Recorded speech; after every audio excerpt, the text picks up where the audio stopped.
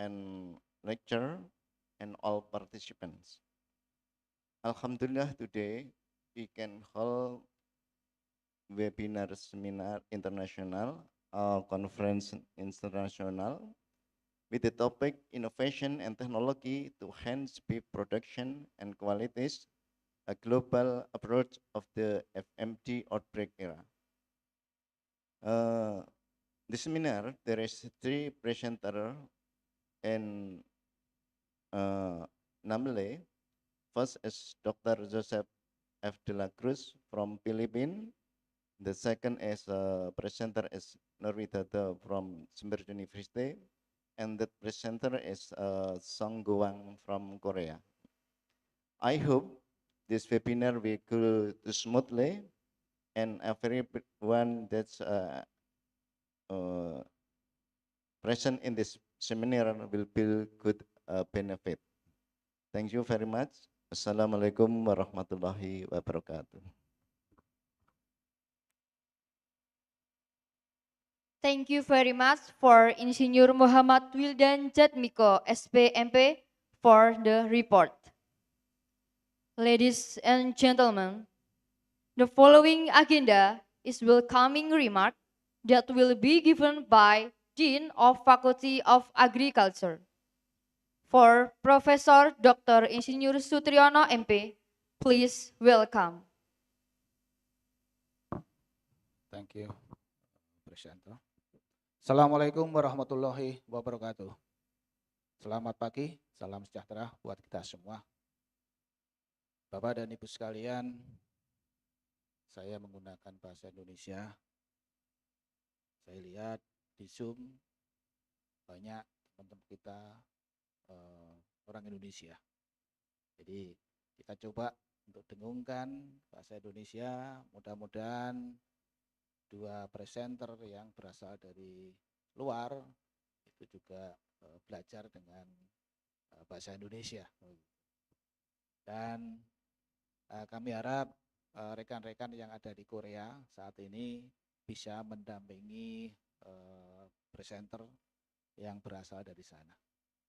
Bapak dan Ibu sekalian, pertama kita ucapkan syukur alhamdulillah kita masih dikaruniai sehat walafiat sehingga kita bisa berkumpul di ruangan ini dengan kondisi fix dan bisa memberikan pencerahan ke depan bagaimana pengembangan ilmu pengetahuan yang ada di program studi peternakan Universitas Jember. Yang kedua, saya ucapkan selamat datang dan selamat bergabung.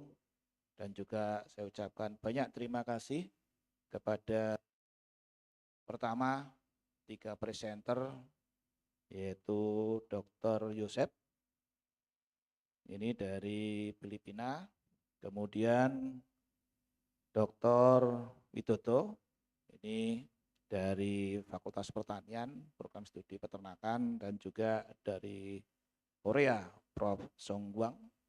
Saya ucapkan banyak terima kasih.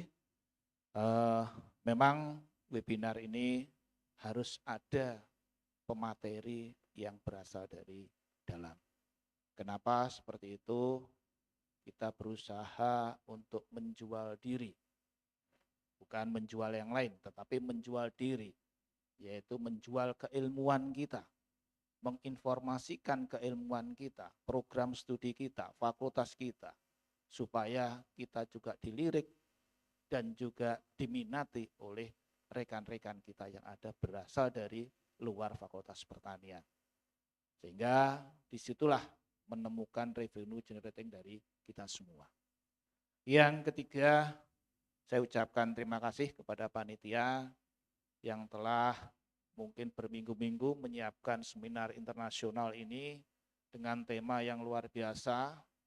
Dan saya acungi jempol begitu, kemarin ada wabah PKM, ya ternyata rekan-rekan Fakultas Pertanian, Program Studi Peternakan bisa mengatasi itu. Dari 1 ternak yang terjangkit, kemudian jadi 3 menjadi 17, ternyata luar biasa. Tepuk tangan untuk itu. Dosen dan mahasiswa bersinergi. Ini yang kita butuhkan. Cuma saran, tolong itu diekspos bahwa teman-teman itu bisa. Kenapa di lingkungan kita, di sekitar kita masih banyak ternak yang terjangkit dan tidak tertolong. Nah, oleh karena itu, monggo nanti rekan-rekan program studi peternakan bisa memberikan edukasi kepada rekan dan masyarakat yang ada di sekitar kita. Kami dari Fakultas Pertanian merasa bangga dan bangga luar biasa karena program studi yang masih baru bisa melakukan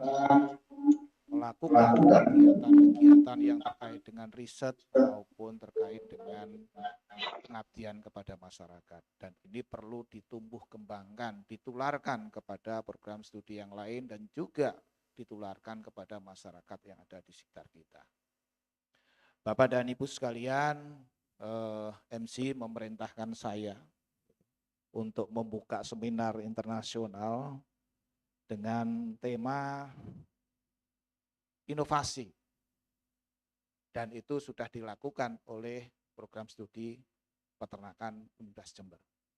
Dengan ucapan Bismillahirrahmanirrahim, Confrence 4 Agustus terkait dengan teknologi peternakan saya nyatakan dibuka. Terima kasih. Wassalamualaikum warahmatullahi wabarakatuh. Waalaikumsalam warahmatullahi wabarakatuh.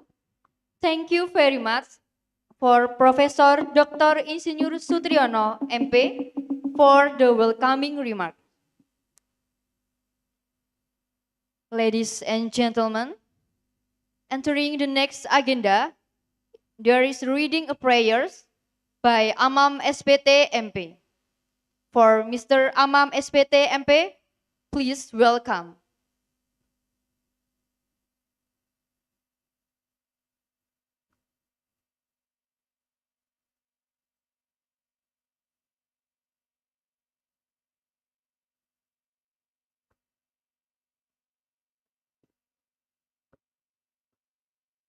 Dear participant, ladies and gentlemen, let's pray for a moment.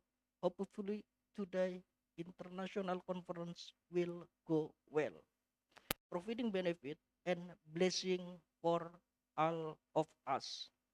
Para hadirin, Bapak Ibu yang saya hormati, marilah kita berdoa sejenak, mudah-mudahan acara international conference pada hari ini berjalan lancar, memberikan manfaat dan barokah pengetahuan untuk kita semua. Izinkan saya membacakan doa secara Islam. Bagi yang non-muslim, silahkan menyesuaikan dengan kepercayaannya masing-masing.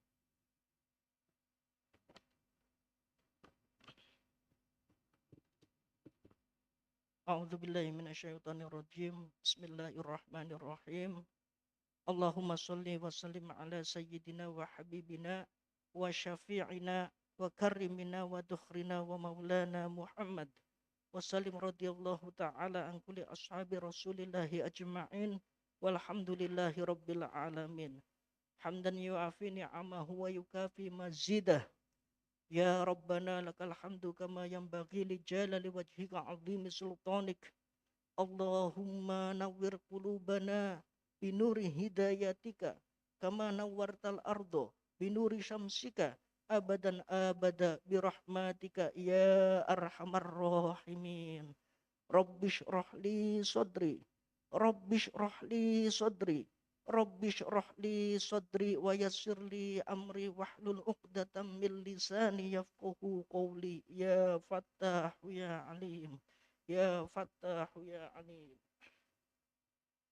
Allahumma arinal haqqa haqqan warzuqna ittiba'ah wa arinal batila batila warzuqna ijtinabah wa la taj'alhu multabisan alaina fanadilla waj'al lil muttaqina imama. Rabbana taqabbal minna innaka antas sami'ul alim wa tub alaina innaka antat tawwabur rahim birahmatika ya arhamar rahimin. وصلى الله على خير خلقه سيدنا محمد وعلى آله وصحبه وسلم. سبحان ربك رب العزة عما يصفون وسلام على المرسلين والحمد لله رب العالمين. Terima kasih. Assalamualaikum. Thank you very much for Mr. Amam SPT MP. Ladies and gentlemen, entering the following agenda is documentation. For guests and participants in the hall of Faculty of Agriculture are requested to come forward.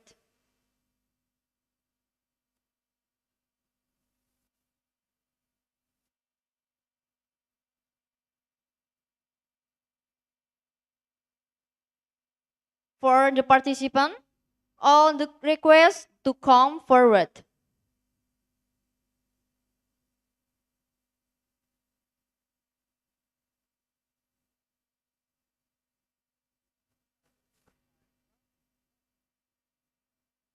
All participants.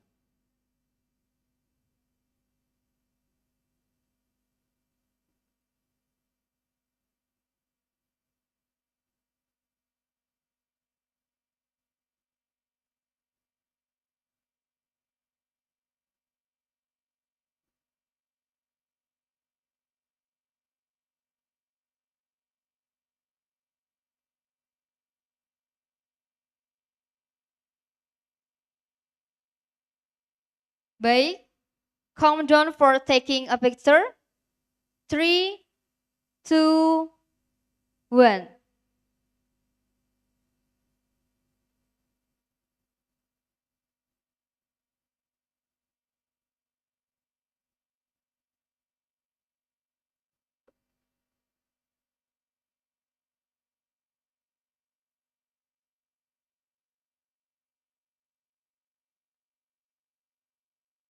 To all participants in the forward.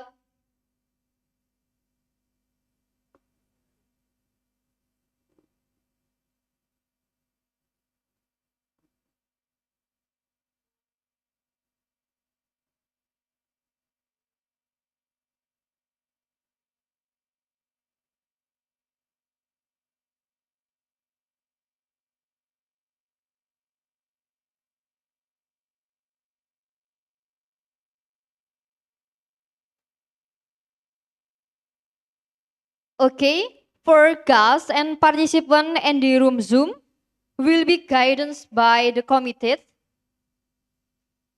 Ladies and gentlemen in the room Zoom, please let me count down for taking a picture together.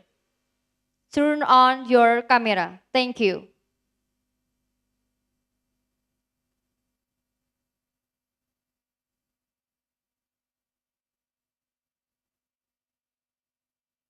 To all participants in the room Zoom,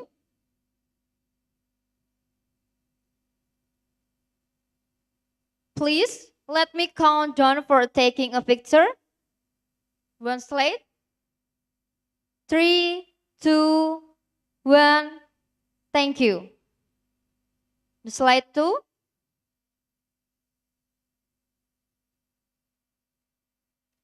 3, 2, 1. Thank you.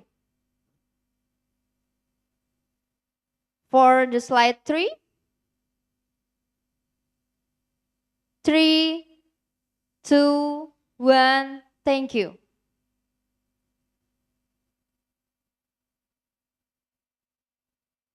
For slide 3, 2, 1. Thank you.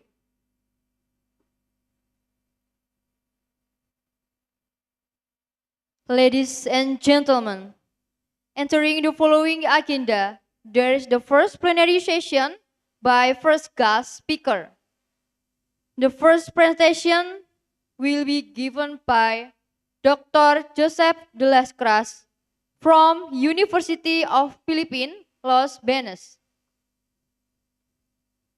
The session will be moderated by Insinyur Muhammad Wildan Jatmiko SPMP from University of Jember, Indonesia. Previously, I read in the curriculum vitae for the moderator. Curriculum vitae for Insinyur Muhammad Wildan Jatmiko MP. Education background and bachelor, University of Indonesia, Jember. And education background, Magister Brawijaya University, Indonesia. And employment, held to the lecturer of Animal Husbandry, University of Indonesia. And the publication, Insinyur Muhammad Wildan Jatmiko MP, index 45 and citation 105. May, ladies and gentlemen, give a round big the moderator, Insinyur Muhammad Wildan Jatmiko MP.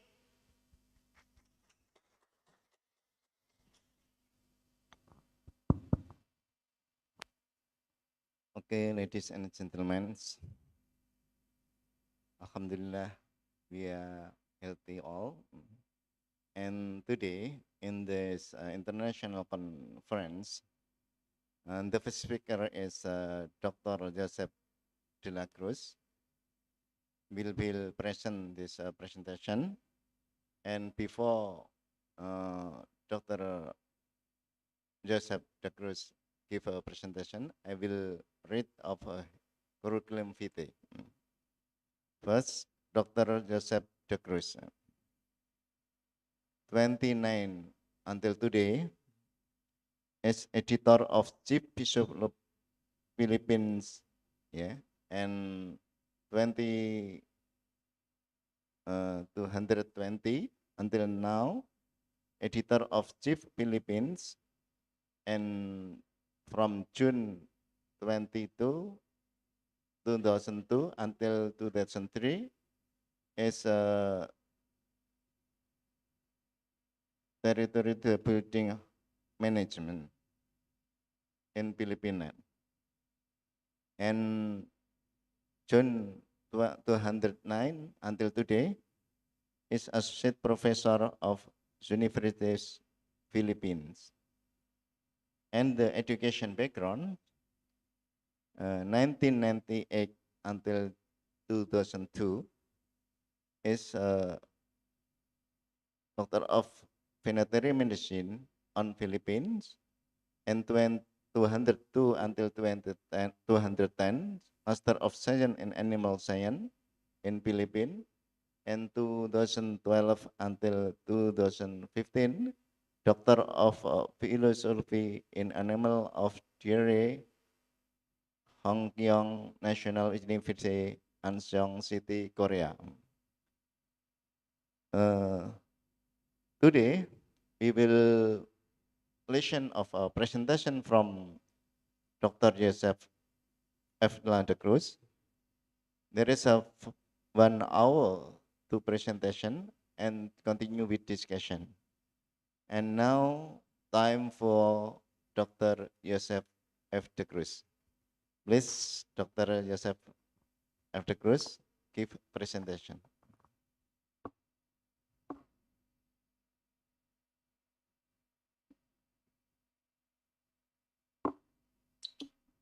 Good morning, everyone. Morning.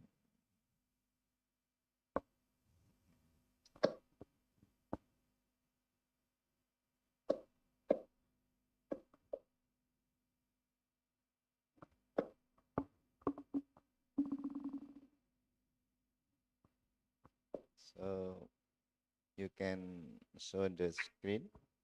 Let me just share my screen. Yes.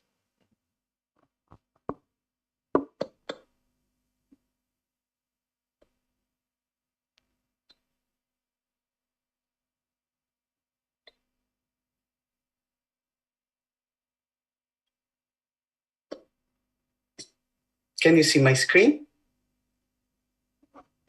Yes. Yes. Okay, thank you. So good morning, everyone. I am Dr. Joseph de la Cruz from the College of Veterinary Medicine from the University of the Philippines in Los Baños. So for today, I'll be talking about livestock health management, and hopefully many of our students and guests will learn something from this lecture for today. So as an introduction, I would like to tell everyone that my discussion on animal health will focus on the following things. Okay, number one is first we need to understand that livestock are a critical part of food, health, economic, and environmental system. So before we can fully appreciate the importance of animal health in animal production systems, we need to first understand the importance of livestock in our lives. So it will be covered in the whole presentation. Then number two, knowing that animal health is key to livestock production and productivity. So I always believe that healthy animals are key to a more efficient production systems. So we'll focus more on animal health as a key to productivity. And number three and number four, I would like to link animal health with public health and at the same time with environmental health. When I'm doing lectures in the Philippines when it comes to animal production and animal health, I always teach the students and farmers whenever we have outreach programs that we need to look at animal health at the One Health approach. Okay, that is considering animal, human, and environmental health for us to have a holistic view of the whole production system. Okay, so the whole presentation will be presented through a One Health approach.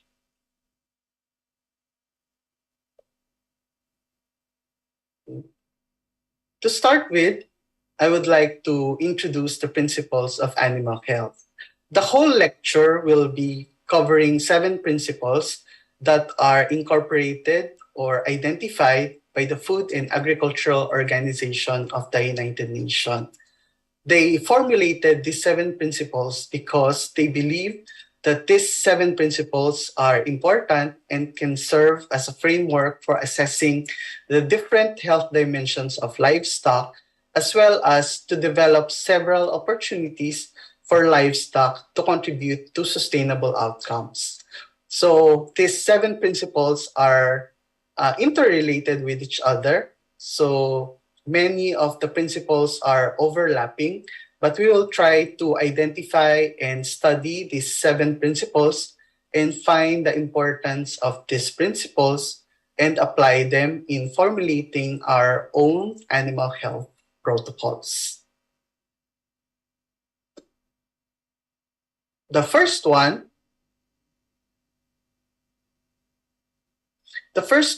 is to understand that livestock or our livestock animals contribute to a sustainable food future. Okay? Whenever we see our animals that they are contributing to different areas in our lives, we'll appreciate them more by knowing their worth in our lives. So number one in this principle is to know what are the importance of animals in our lives. Okay? So the first one is to ensure that there is sustainability when it comes to our livestock system. And how can we sustain the efficiency of production of our livestock animals? This is through animal health. Okay? So animals, as we all know, contribute to the food and sustainability of food in the whole world directly or indirectly. Okay, number one, directly, livestock animals can contribute to sustainable food by providing nutrition to all of us. A majority of the food consumed by humans are animal-based. Okay? So they provide high levels of high-quality proteins for our tables. And indirectly, livestock production generates incomes, jobs, economic growth, and export. So this means that they provide money for us to establish our own lives. Okay? So knowing that our livestock animals are important in providing food, providing jobs for all of us, we know that it is important that we manage all the risks that are affecting our livestock animals. And one of the major causes of risk that can create problems in our livestock animals is diseases. Okay? That's why animal health is critical in achieving sustainable food system, not just locally, but regionally and globally. So the first one is to understand the importance of livestock. Number two is prevention and control of animal diseases. We always hear the saying that prevention is always better than treatment. And now we are saying prevention and control is always better than treatment. Okay? Knowing that our animals or livestock animals are healthy and free from certain diseases makes us more comfortable in our farm enterprises. Okay? Good health of livestock requires prevention and control of animal diseases, including transboundary animal diseases, or these are diseases that can easily cross borders. Okay? Like, for example, ASF, FMD, swine flu, avian flu, all of these are emerging transboundary diseases. We also have endemic diseases which are endemic or locally present in our country, in our municipalities, in our provinces, or in our own farms. And we can also have specific diseases which are production-related diseases, which definitely decreases the productivity of our animals. And during the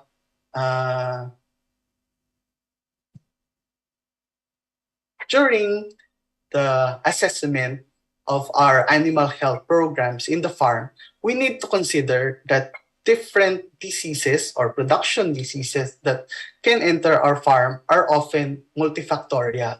It means that there are so many factors that can contribute to how a disease process can enter a farm.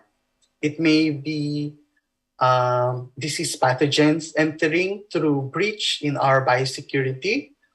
Maybe it's entrance of wildlife animals in our farm. Maybe it's an effect of the environment or housing systems that we have in the farm. It can also be affected by nutrition, breed, and the type of animals that we are taking care of in the farm.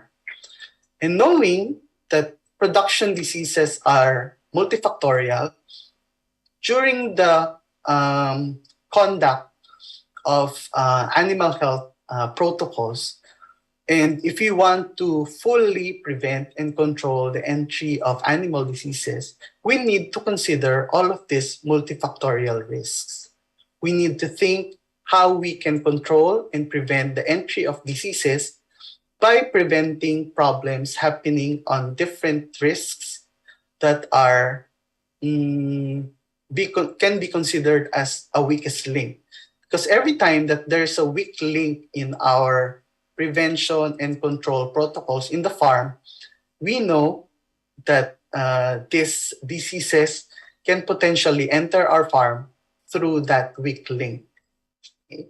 That is why it's important that during prevention and control programs that we have in the farm, we identify all the factors that can be an entry point for animal diseases. So number one, we identified the importance of animal livestock. Then number two, we want to shelter our animals to prevent and control animal diseases. Okay, so that is keeping them safe and healthy. Okay, so what is number 3? Number 3 is to ensure the welfare of animals.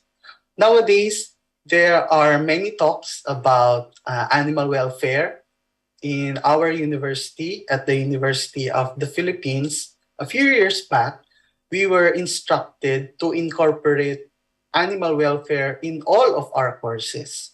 So I am teaching animal production, animal health, and animal nutrition courses. So we always ensure that we incorporate animal welfare topics in our classes. Okay? And many of the researches on animal welfare shows that animals that are well taken care of, they have high productivity.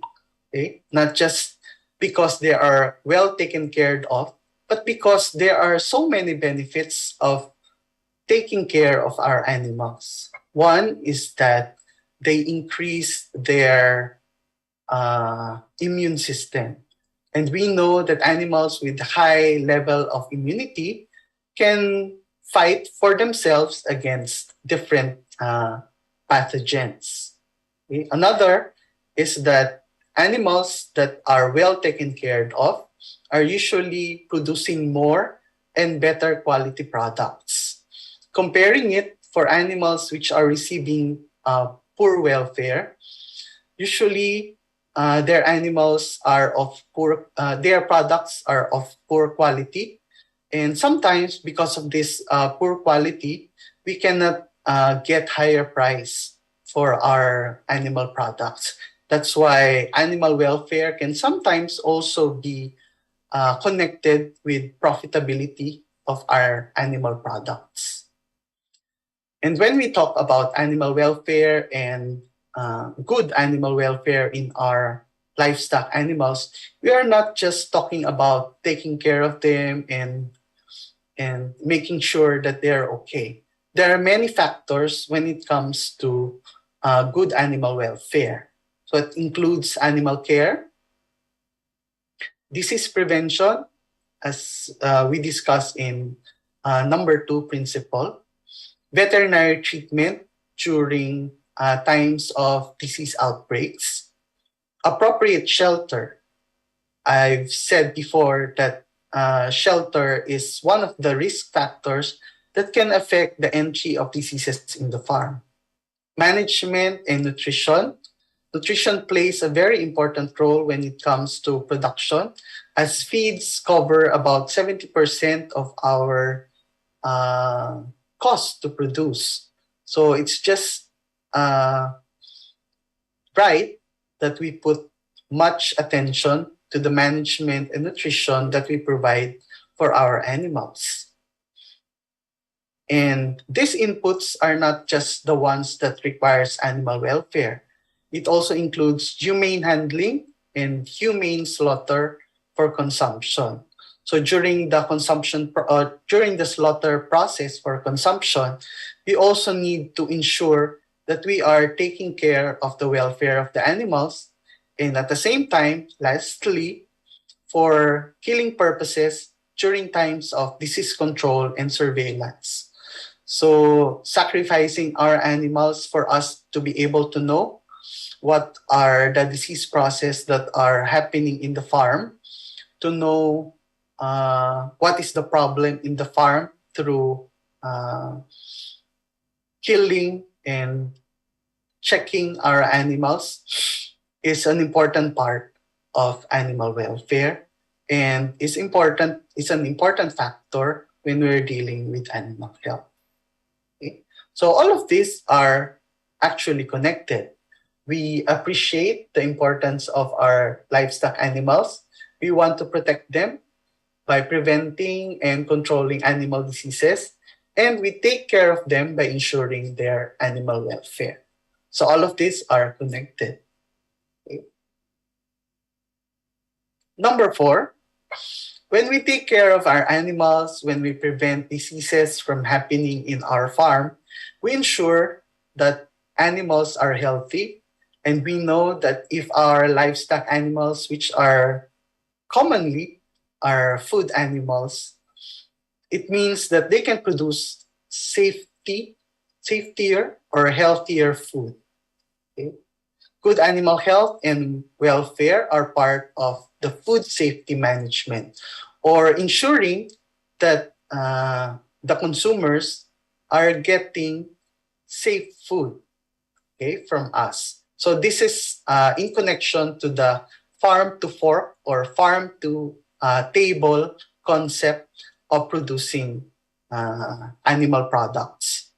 We know that the process is very long, from farm to our dinner table or tables for eating. This is a very long process. Okay, bacteria, viruses, parasites, chemical substances which we use for treatment, for biosecurity, and for production. All of them can contaminate our products along the food chain.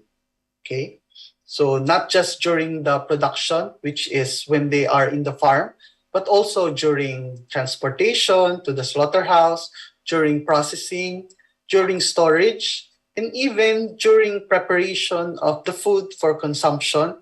All of these are chances for our animal products to be contaminated. That's why we need to make sure that our animals are first and foremost healthy. By making our animals healthy, we are now one step ahead of this safety management food chain. Because if we start with healthy animals, then maybe along the way, we can focus more on the different process of the food processing. Okay, so sorry. This also is the first one where we connect animal health with public health. Okay, so I told you earlier that we want to have a One Health approach when we are thinking about animal health. So one way of connecting animal health and public health is to ensuring that there is no contamination with our animal products. We appreciate the value that our livestock are providing for us, for our family, for farmers, for businesses. And what we want to acknowledge here is that we have a responsibility to our consumers. We need to make sure that the products that are leaving the farm, the animals that are leaving the farm, are healthy, free from diseases, and free from certain chemical residues. Okay, so we'll discuss more about residues on the other principles. The fifth part of the principle of the Food and Agricultural Organization of the UN is to reduce the risk of zoonosis. Okay? In principle number 2, I said that there should be a prevention and control program when it comes to our livestock production system. And it also includes zoonotic diseases. But why they added another principle here?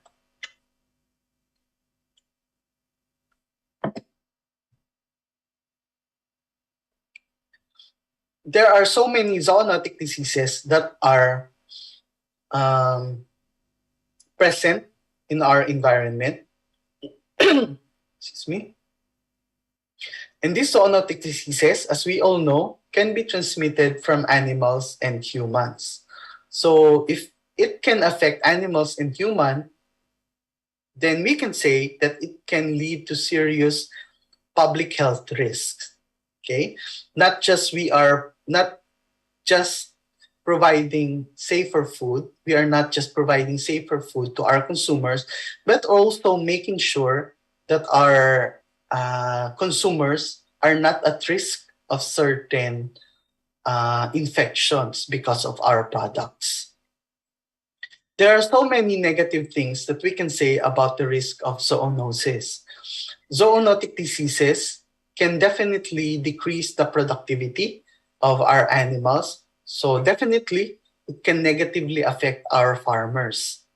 These are disease processes, so they can decrease animal productivity, they can cause diseases which can cause mortality to our animals, can cause abortion and prevent reproductive problems in our animals. They can decrease the efficiency of production of our animals. Know that sick animals cannot produce efficiently because they are using their energy to fight off certain diseases. Okay, they're just consuming energy, consuming valuable inputs just to prevent and control the disease process that is happening in their body. So having a disease process in a farm is definitely a problem for our farmers.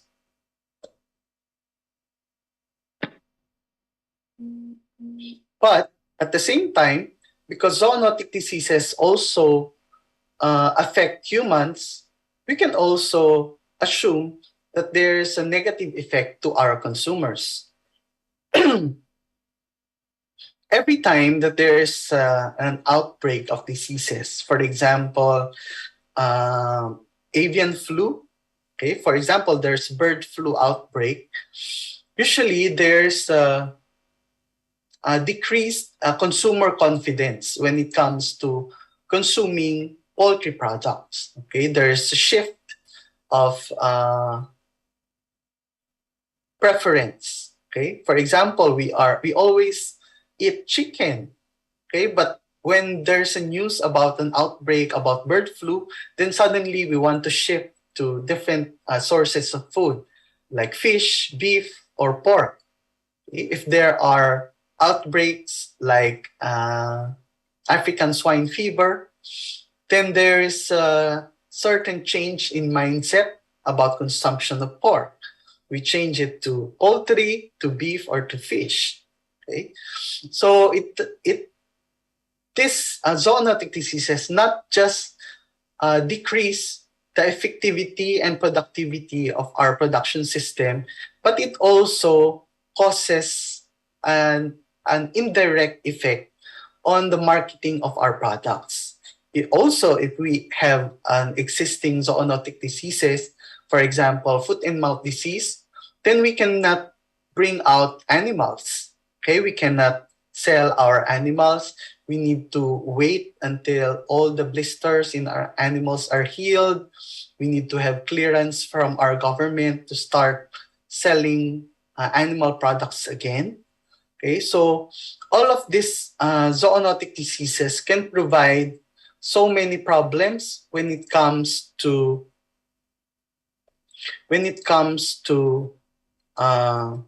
the different factors of production.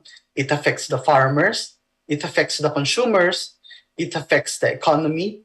That's why we can say that zoonotic diseases are mostly one of the biggest concern when it comes to animal health, because it can cover all the factors when it comes to animal production,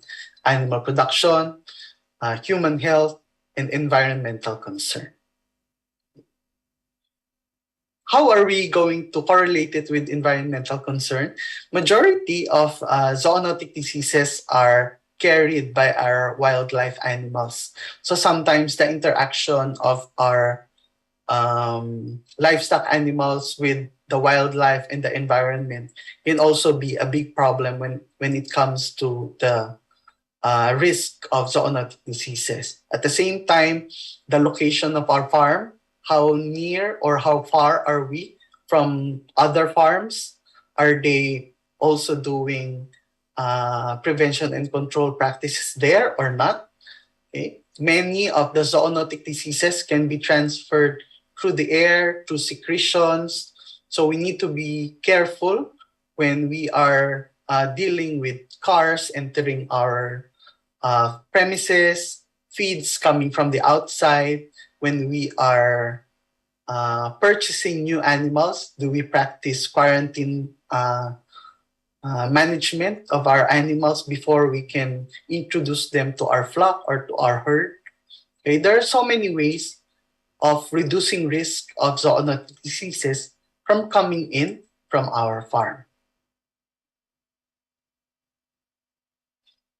So number 6, we've already discussed the importance of livestock, prevention and control, animal welfare, which leads to safer food and prevention of these very important zoonotic diseases from entering our farm. Now, number 6 is one of the more pressing issues. We need to understand that we, as in the field of animal production, needs to be prudent and responsible with the use of antimicrobials. So we know that we want to maintain animal healthy by keeping them disease-free. But one of the bigger problems is the addition of antibiotics as growth promotant. Before, we just continue to use antibiotics as growth promotant. But through the years, through the irresponsible use of antimicrobials in farms and animal production, so many antimicrobial resistance develop. Okay? We all know that animal resistance is a major problem for animals and humans. Not just because there are very limited number of antibiotics that are now susceptible to certain diseases. Okay, I have this friend. He got sick recently, and then he went to a hospital. Okay, so he was diagnosed with certain infection, and then they tried to do some antibiotic testing to see which antibiotics are resistant or susceptible to the bacterial infection. And then we were shocked to see that there are so many antibiotics that are resistant to the bacteria that has infected him. Okay, and he said that he's not taking any antibiotic, he's not taking any medication. So why is it that he is resistant to so many bacteria? Okay, so that is because of the food that we eat. Okay, in the Philippines, there's not much testing that are being done when it comes to the level of antibiotics or antibiotic residue in the meat and animal products that are being sold in the market. That's why in the university, we are now proposing a lot of researches about the detection of antibiotic residues in different animal products, not just in fresh products, but even in processed animal products. Because of antibiotic resistance, we need to use higher level or newer generations of antibiotics for us to be able to treat certain diseases that are before is very easy to manage. This is not only happening in humans, this is also happening in our animals. Before when there's a disease process in the farm, we just choose certain antibiotics and the animals will get better. Okay? But nowadays, it's very difficult to choose which antibiotic to use if your animals are sick because of antibiotic resistance or antimicrobial resistance. We need to do first screening in our farms, which are antibiotic resistant bacteria that are present and which antibiotics can be susceptible to the pathogens that we have in the farm, which is not only time consuming, but also requires a lot of money. Okay? That's why I am teaching all of the time that we need to educate our public, our farmers, our animal practitioners, that we all need to be responsible when it comes to the use of antimicrobials for our animals. Yes, we want them to be healthy, but the irresponsible use of antibiotics, which causes resistance, is not good. Okay. Also, as farm animal producers, we need to make sure that we follow the proper withdrawal period.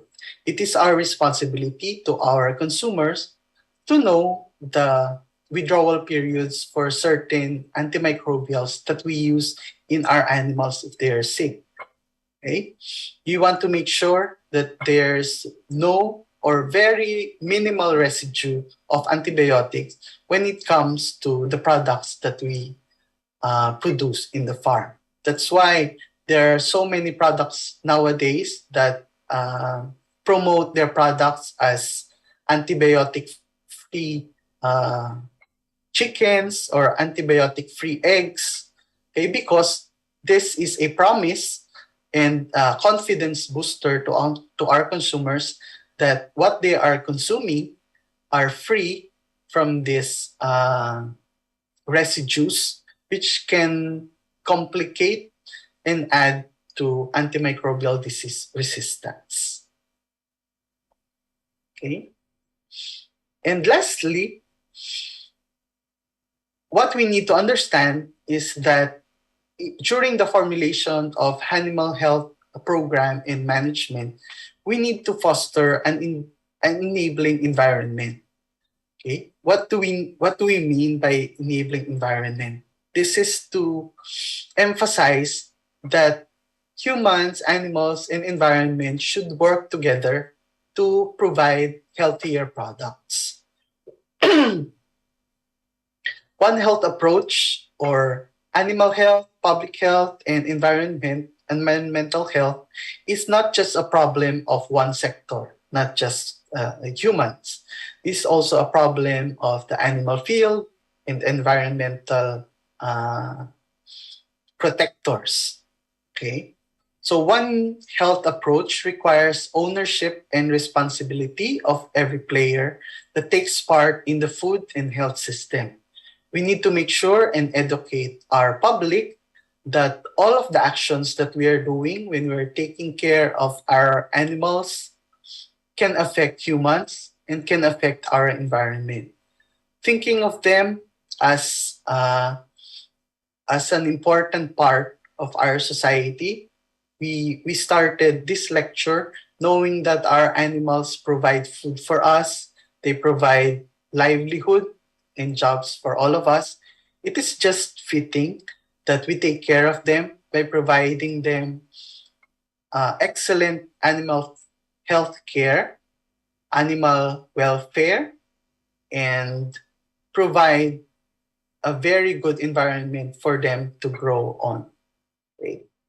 So knowing that all of these factors can affect the health of our animals, the health of our families and the entire population, and the health of our environment will keep all of us thinking every time that we'll do an animal health program, that to think about all of these principles and think about the effect that it will have not just for our animals but for our families as well.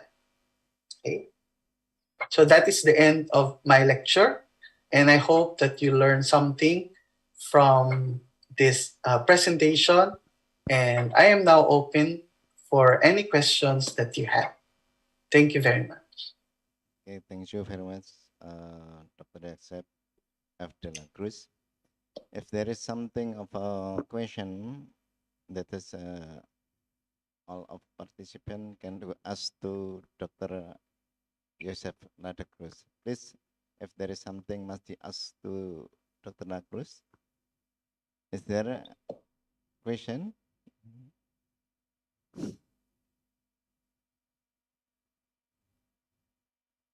No question. If no question, Dr. Nada Cruz, Yes, yes.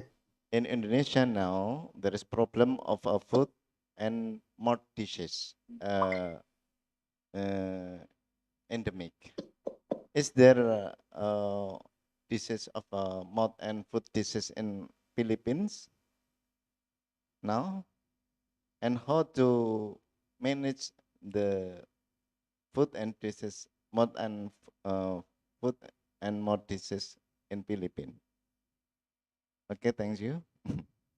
Okay, thank you for your question. So actually, the Philippines is now foot and mouth disease free, so without vaccination. So, but still, even though the Philippines is free from FMD, we are still on guard for every outbreak. We know that every time that we think about these diseases, these are transboundary diseases. So we always have border control programs to prevent entry of products that are coming from areas which have existing foot and mouth disease outbreaks. So there's also a bigger cost when it comes to control and prevention of these diseases. Okay, before we have a foot and mouth disease task force in the Philippines. So they are tasked to monitor all the farms in the Philippines, not just commercial but also backyard farms uh, for swine, for beef cattle, dairy cattle, sheep, and goats. Okay, so before we are all doing vaccination. Okay, so I think the important part there is to know the serotype of the FMD virus present in the country. Because in the Philippines before, what we know about FMD is that there is no cross reaction between the serotypes of FMD. That's why it's important that we know what is the serotype present in the country, so we can vaccinate against that serotype. Okay, there's also very low memory when it comes to the immunity of our animals. That's why before it is recommended for beef cattle and dairy cattle to have up to 5 times of vaccination per year. Okay, and then for pigs, usually we have twice a year. Same with sheep and goats. It is to maintain certain immunity. But nowadays, we are now FMD free without vaccination. So we don't vaccinate anymore against FMD, but still we are on guard whenever there are news about our neighbors when it comes to FMD, because we know that anytime FMD can strike and can infect our animals again. So we also maintain certain amount of vaccines in our Department of Agriculture, so that when there is an outbreak in the event of an outbreak, we will be ready to vaccinate all susceptible animals again. Thank you very much for Dr. Joseph. And it's I think it's a good protection from Philippines from this disease, but Indonesia is now to be endemic. Maybe you can have some suggestion from Indonesia how to control this mouth and food disease. Please, maybe there is something suggestion from you or how to control this disease. Okay, thank you very much. Actually, for controlling the spread of FMD, the first thing is the cooperation of the farmer. Okay, so number one, of course, is the reporting, because sometimes it's difficult to find all the cases of FMD in a certain area. And if there's one farmer who is not reporting that there's an outbreak of disease, then it can easily spread to farms which are near, or maybe if they're not reporting it, they can still sell their animal products to the market. So one of the major roles that the government tried to before is to have a proper reporting of certain FMD cases. And if they track a farm with a FMD case, usually they close or they stop the movement of animals from those areas right away. So they cannot send animals for slaughter. They cannot send out animals, live animals, for selling. They cannot sell meat products or milk products coming from that farm. This is one way of preventing the spread of diseases. Okay? Now, for management of FMD in a farm, usually what we do in the Philippines is just treat FMD as a normal wound management. Because there's no treatment for FMD, we can only prevent FMD through vaccination. What we can do if FMD is already in the farm is to treat our animals, treat the primary lesions as we see them. Because what will kill our animals is not actually the FMD, but the secondary infection that will happen because of the entry points that FMD is producing in the animals. The animals are not eating, the animals are not moving because of the pain of the wounds and the vesicles bursting. So what we can do is to treat these lesions to prevent secondary infections. So we use different antiseptics, different disinfectants, and at the same time, soda ash is being used, bicarbonates, to prevent the spread of diseases.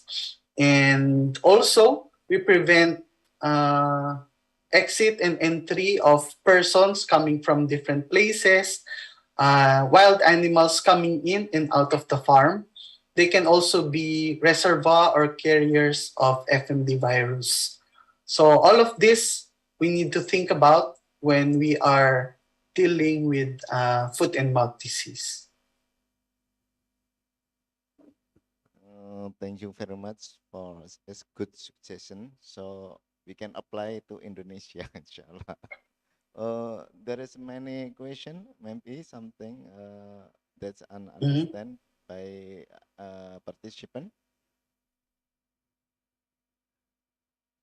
Yes. Oh, there is a question from Zoom. How can animal production be more high with welfare management? This is question from audience. Oh, can animal protection being more high with welfare management? Okay. So as I said before, there are many researches about animal welfare and productivity. Because sometimes we think that if we increase animal welfare, then we decrease productivity. But excuse me. But there are actually many researches that shows that if we care more about our animals, then they live more stress-free. And we know that stress can cause a lot of diseases and inflammation to animals. So by reducing stress and reducing the cortisol level with our intensive farming system, then we increase their immunity, and animals with high immunity level can fight off many of this disease process. And if the animals are healthier because of these animal welfare practices that we are doing in the farms, then we are more confident that they are producing more efficiently. Okay? They're not disturbed physiologically because of certain diseases. So we can say that animal welfare can increase productivity. Is there any question for Dr. Joseph, maybe from this audience. Yeah. And the second question, not clear. The second question is, first of all, I want to say thank you so much about your explanation here. As you mentioned before about Jesus, as we know right now in Indonesia, we are in the middle of FMD disease. In your opinion, if the farm there is any cattle with FMD, with one will you choose of the solution? Calling it or give drug treatment? Please explain what kind of the treatment that should be do. Thank you so much. Okay, thank you for that question. So I believe that always culling is the last thing to do. Okay, so FMD is pretty easy to manage as compared to, I think, other diseases. It's just that FMD is very easy to spread. Okay, so the first thing to do if you don't want to cull, because in the Philippines, if the government starts to say that they will be culling animals, usually there is public outrage because we know that the government cannot pay uh, the correct amount for our animals. Okay, if they cull all the animals, we will not receive the right compensation. So usually the farmers don't like culling. Okay, the first thing to do, I think, is isolation of the infected animals and treating them individually. Okay, so if there's someone who is treating sick animals, this person should not be going with animals which are healthy, because that person can also be a vehicle for transferring the virus to other places. Okay, and at the same time, for treatment, usually we just do secondary bacterial treatment. Okay, as I've said before, there's no treatment for FMD. So usually we only give anti-inflammatory drugs to animals to prevent inflammation and to treat the wounds as basic as we can. The basic wound management is important, keeping the wounds dry, keeping the wounds free from flies, which can also increase infection. And if there's a secondary infection involved, is to use antibiotics. Now, there are also many natural products which can also be used. In the Philippines, there are many plant extracts that are developed before that can be used to treat animals. So just think of FMD as a wound management disease. Okay, think of those disease of the lesions in FMD as common wounds, and then be careful when it comes to handling these animals.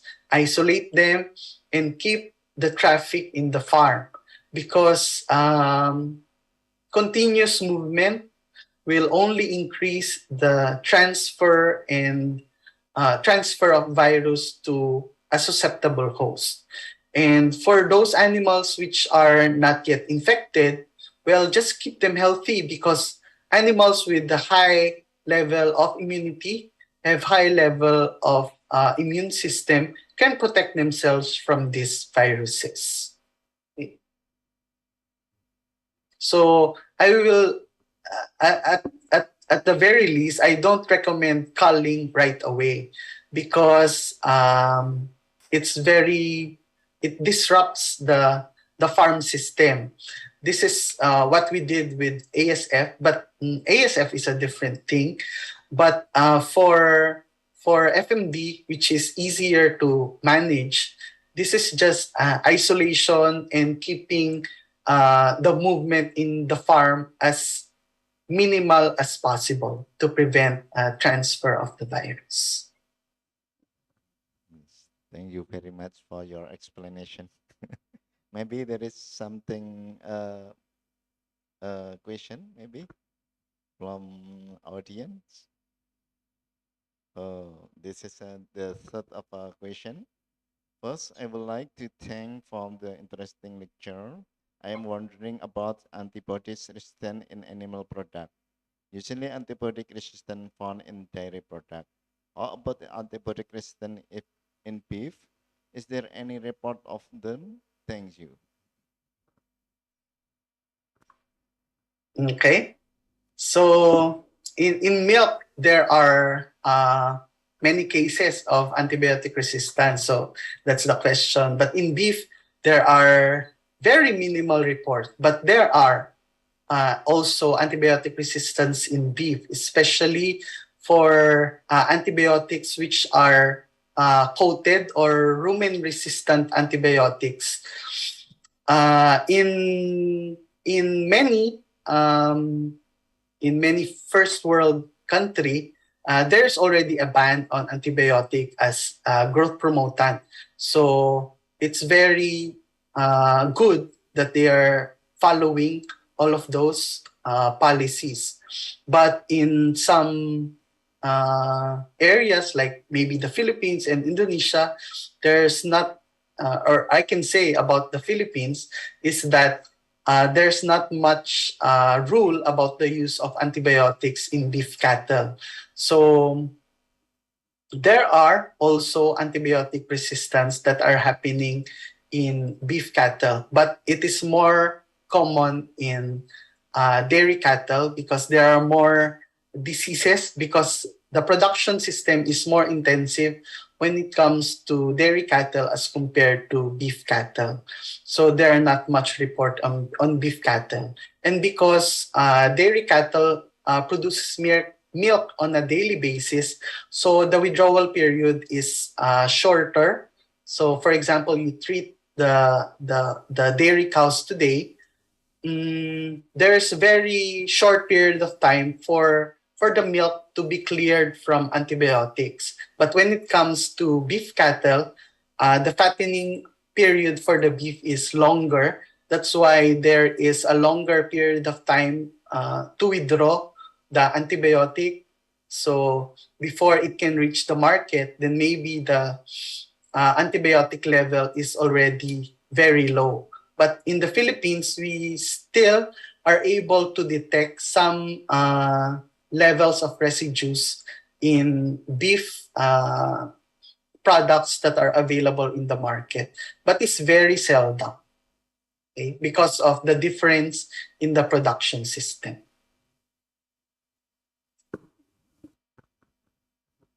Okay, thank you very much, Dr. Yosef, for your presentation here and explanation during some question. And say I'm appreciate to you. Thank you very much for your time and be applause to Mr. Joseph. Okay, and for this seminar we will close. And again, I say to you, thank you very much for your time for presentation and answer this question. Thank you very much. And I close for the first presentation. And thank you very much for all of all. And wassalamualaikum warahmatullahi wabarakatuh.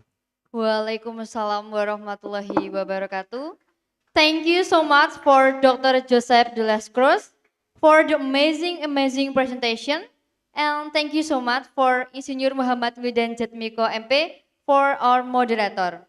Give a big round of applause.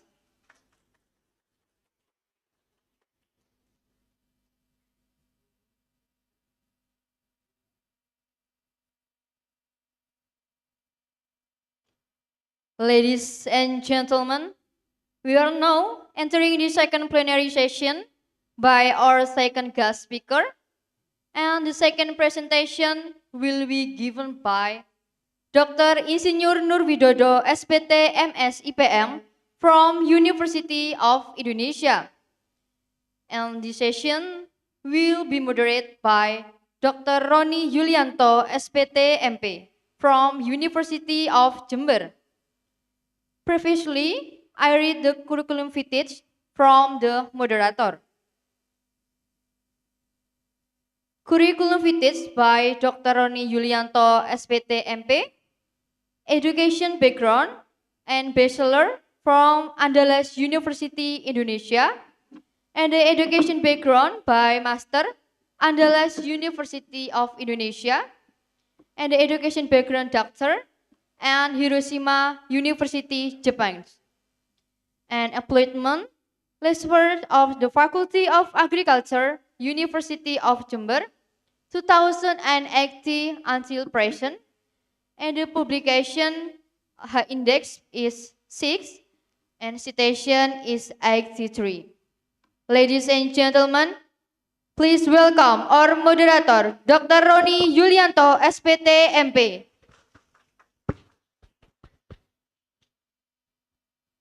Okay, first I will like to say thank you so much for MC. Give me opportunity to give moderator as in second session for today. Ladies and gentlemen, thank you very much for attending to join our conference. Assalamualaikum warahmatullahi wabarakatuh. Okay. Good morning everyone, respectable to Dean of Faculty, Vice Dean first, second, three, Department of Animal Summary will be give international conference and also lecture is of study program as well as student to be proud in this moment. Okay, ladies and gentlemen, I want to give moderator for today. Introduce myself. I'm Ron Yulianto, the second moderator for today. I'm very pleased to see here and welcome all of the international conference for Department Animal Husbandry, Department of Agriculture, University of Jember. Today's international conference will about feeding management of livestock. Our speaker in this session is Dr. Nurwidodo, SPTMSC. He will like explain about topic feeding management. I will give little bit education background from Dr. Nurwidodo. In 2006, bachelor from Animal Husbandry, University of Bengkulu. In 2009, he got Master of Science, Gajah Mada University. In 2019, Doctor from Animal Husbandry, Gajah Mada University. And the last one, 2021, in Senior Engineering, University of Jember. And next one, employed history. In 2017 to present as a lecturer at Department Animal Husbandry, Faculty of Agriculture, University of Jember. In the publication, he is have some publication journal, national and international journal, and also was participate in the seminar. Before the presentation beginning, let me inform how the presentation will be going on. First, Dr. Nudodo will be invited to present in the material. After that, there will be question and answer session, followed by conclusion. Now allow me to welcome to speaker Dr. Nudodo to deliver this presentation. Dr. Nudodo, time is yours.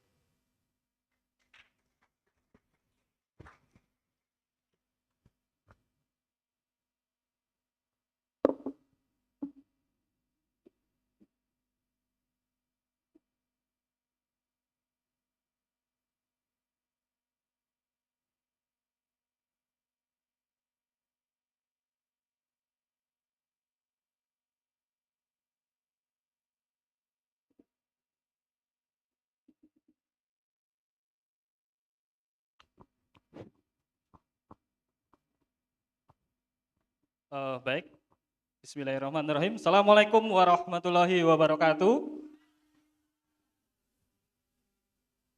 Ya, selamat siang dan salam sejahtera untuk kita semuanya. Baik, pada kesempatan siang hari ini saya mengikuti Pak Dekan tadi ya, membudayakan bahasa Indonesia, begitu nggih. Baik, pada kesempatan siang hari ini saya akan menyampaikan materi tentang bidding management in ruminansia. Nah, pertama-tama yang saya hormati Dr. Joseph, kemudian Dr. Prof. Sang Huang sebagai pemateri, kemudian yang saya hormati Kaprodi PS Peternakan, Insinyur Wildan Jatmiko MP, kemudian Bapak Ibu dosen yang hadir pada kesempatan siang hari di aula. Nah, kemudian tak lupa pula saya menyapa para audien atau peserta yang ada di room Zoom. Baik. Next, saya bisa atau dari situ. Oke, ya baik.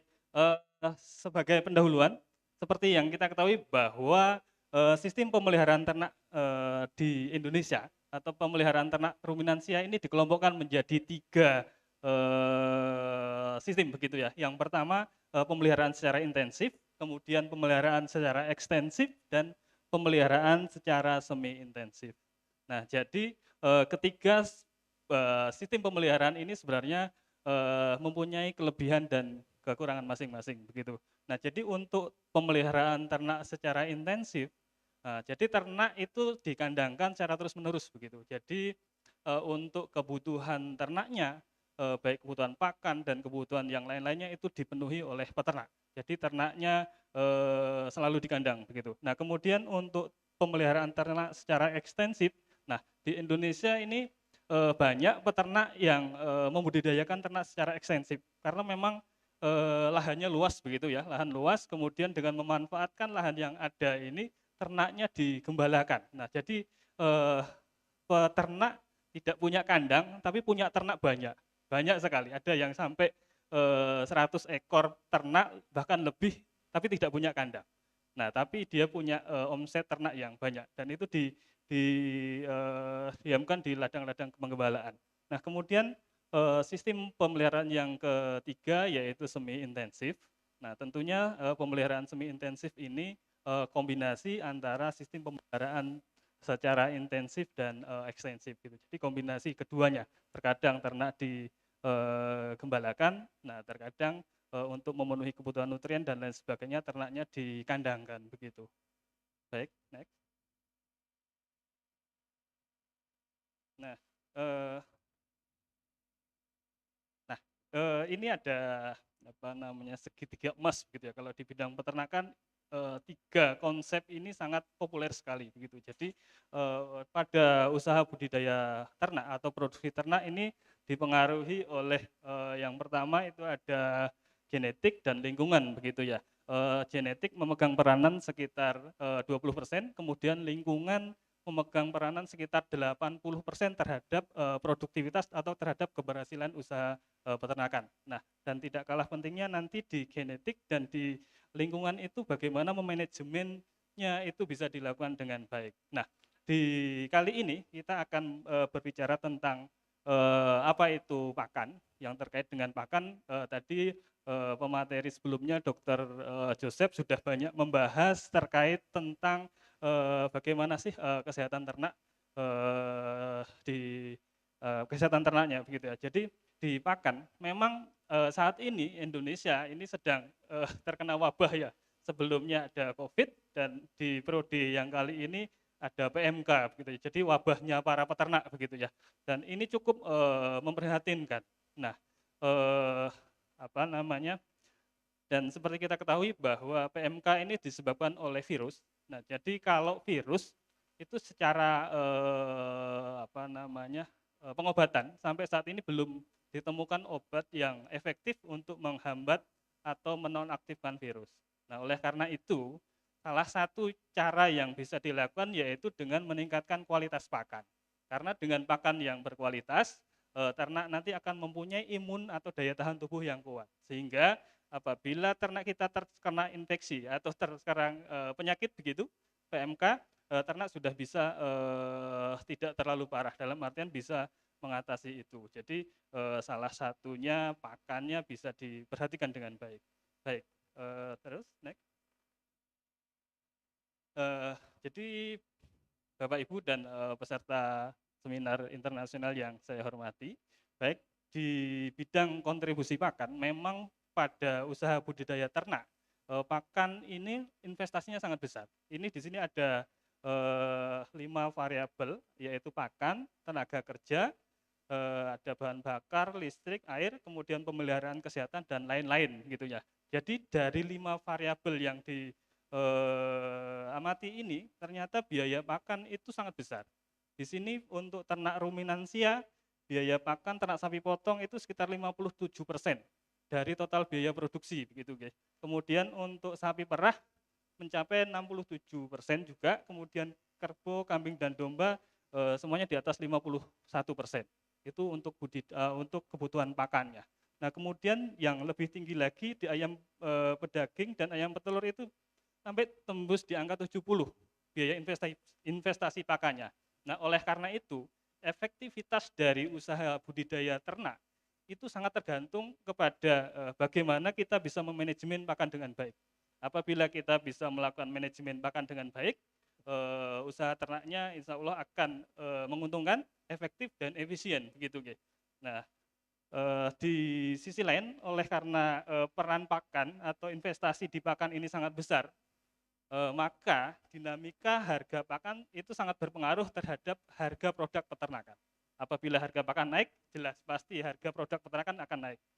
Nah, kemudian seperti daging, telur, dan susu begitu ya. Nah, itu sangat dipengaruhi oleh dinamika harga pakan. Nah, di Indonesia kita sebenarnya pakannya kita melimpah begitu ya. Cuman kita belum bisa mengoptimalkan potensi yang kita miliki ini dengan baik begitu. Baik, nanti ke depan akan coba kita uraikan satu persatu. Next.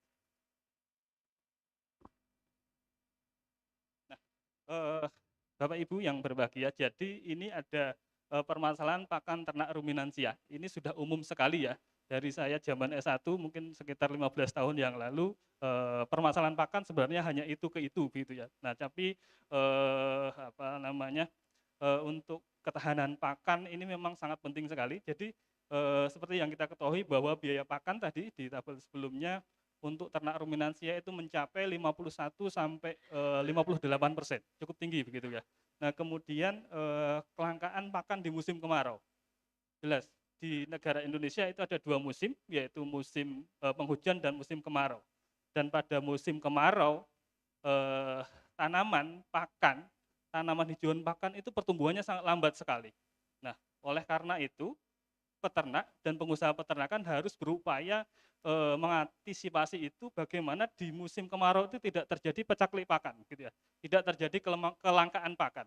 Nah, itu harus dilakukan penerapan teknologi dan bagaimana mengatasi permasalahan itu semuanya. Nah, kemudian diperparah lagi di pada musim kemarau itu kualitas dan kuantitas pakannya itu sangat turun begitu ya. Jadi untuk memenuhi standar kebutuhan hidup ternak itu sangat kurang begitu ya. Nah, oleh karena itu seringkali terjadi di musim kemarau ini peternak atau pengusaha peternakan itu kehilangan produksinya di musim kemarau. Nah, terus next. Nah, ini ada kebijakan dari pemerintah. Jadi kebijakan pakan nasional itu sebenarnya menerapkan ada 2 konsep besar. Yang pertama yaitu bagaimana menjamin ketersediaan pakan, baik pakan unggas maupun pakan ternak ruminansia itu selalu tersedia di sepanjang masa begitu ya. Jadi tidak ada istilah lagi musim kemarau dan tidak ada lagi istilah musim penghujan begitu. Jadi ketersediaan atau keamanan pakan ini bisa terjamin. Nah, terus yang kedua di sini ada meningkatkan jaminan mutu dan keamanan pangan. Nah, jadi banyak pakan yang beredar di sekitar kita ini belum mempunyai standar jaminan mutunya. Jadi pakannya ya terkadang kualitasnya baik, terkadang kualitasnya kurang baik gitu ya. Jadi karena di pakan ternak ruminansia pengusahanya pengusaha pakan ternak ruminansia ini masih tergolong belum semaju pengusaha pakan di ternak unggas begitu ya. Nah, jadi karena berbahan pakan lokal terkadang usaha di satu tempat itu tidak bisa diterapkan di tempat lainnya. Jadi kekurangan di pakan ternak ruminansia itu. Apabila pakannya tinggi sedikit saja, biaya produksinya tidak akan tercukupi. Nah, oleh karena itu para pengusaha pakan ternak banyaknya masih melirik di usaha pakan ternak unggas begitu. Nah, jadi pengusaha pakan ternak ini menjadi peluang untuk adik-adik sarjana peternakan yang calon lulusan nanti, ini menjadi peluang yang sangat besar untuk usaha pakan ternak ruminansia ini. Seperti yang kita ketahui, mungkin di sekitar Jember dan Bondowoso itu belum ada perusahaan pakan ternak yang bergerak, sudah ada tapi belum ada yang memang mempunyai izin edar dan sampai ke legalitas produk dan lain sebagainya begitu ya. Ini masih menjadi peluang untuk adik-adik semuanya nanti. Baik, dari dua kegiatan itu akhirnya muncul usaha atau upaya untuk mewujudkan ketahanan pangan yang salah satunya yaitu dengan pengembangan hijauan pakan ternak. Nah, ini juga menjadi penting untuk menuju ke ketahanan pangan. Kemudian meningkatkan produksi dan usaha hijauan pakan berkualitas. Nah, kemudian juga meningkatkan pemanfaatan biomasa hasil samping pertanian, perkebunan, dan agroindustri. Ini yang sangat melimpah sekali di kita. Jadi hasil samping dari usaha pertanian, agroindustri, dan perkebunan ini sangat melimpah di kita. Dan belum sampai saat ini belum bisa dioptimalkan pemanfaatnya dengan baik begitu. Nah, kemudian pengembangan pakan olahan berbahan pakan lokal. Nah, ini nanti harapannya untuk setiap wilayah itu ada pengusaha pakan ternak ruminansianya begitu ya. Jadi nanti itu yang menjadi sumber pakan ternak menuju ke ketahanan pakan itu tadi. Nah, kemudian yang selanjutnya pengembangan mutu dan keamanan pakan. Ini juga perlu kita dorong di tahun ini 2022,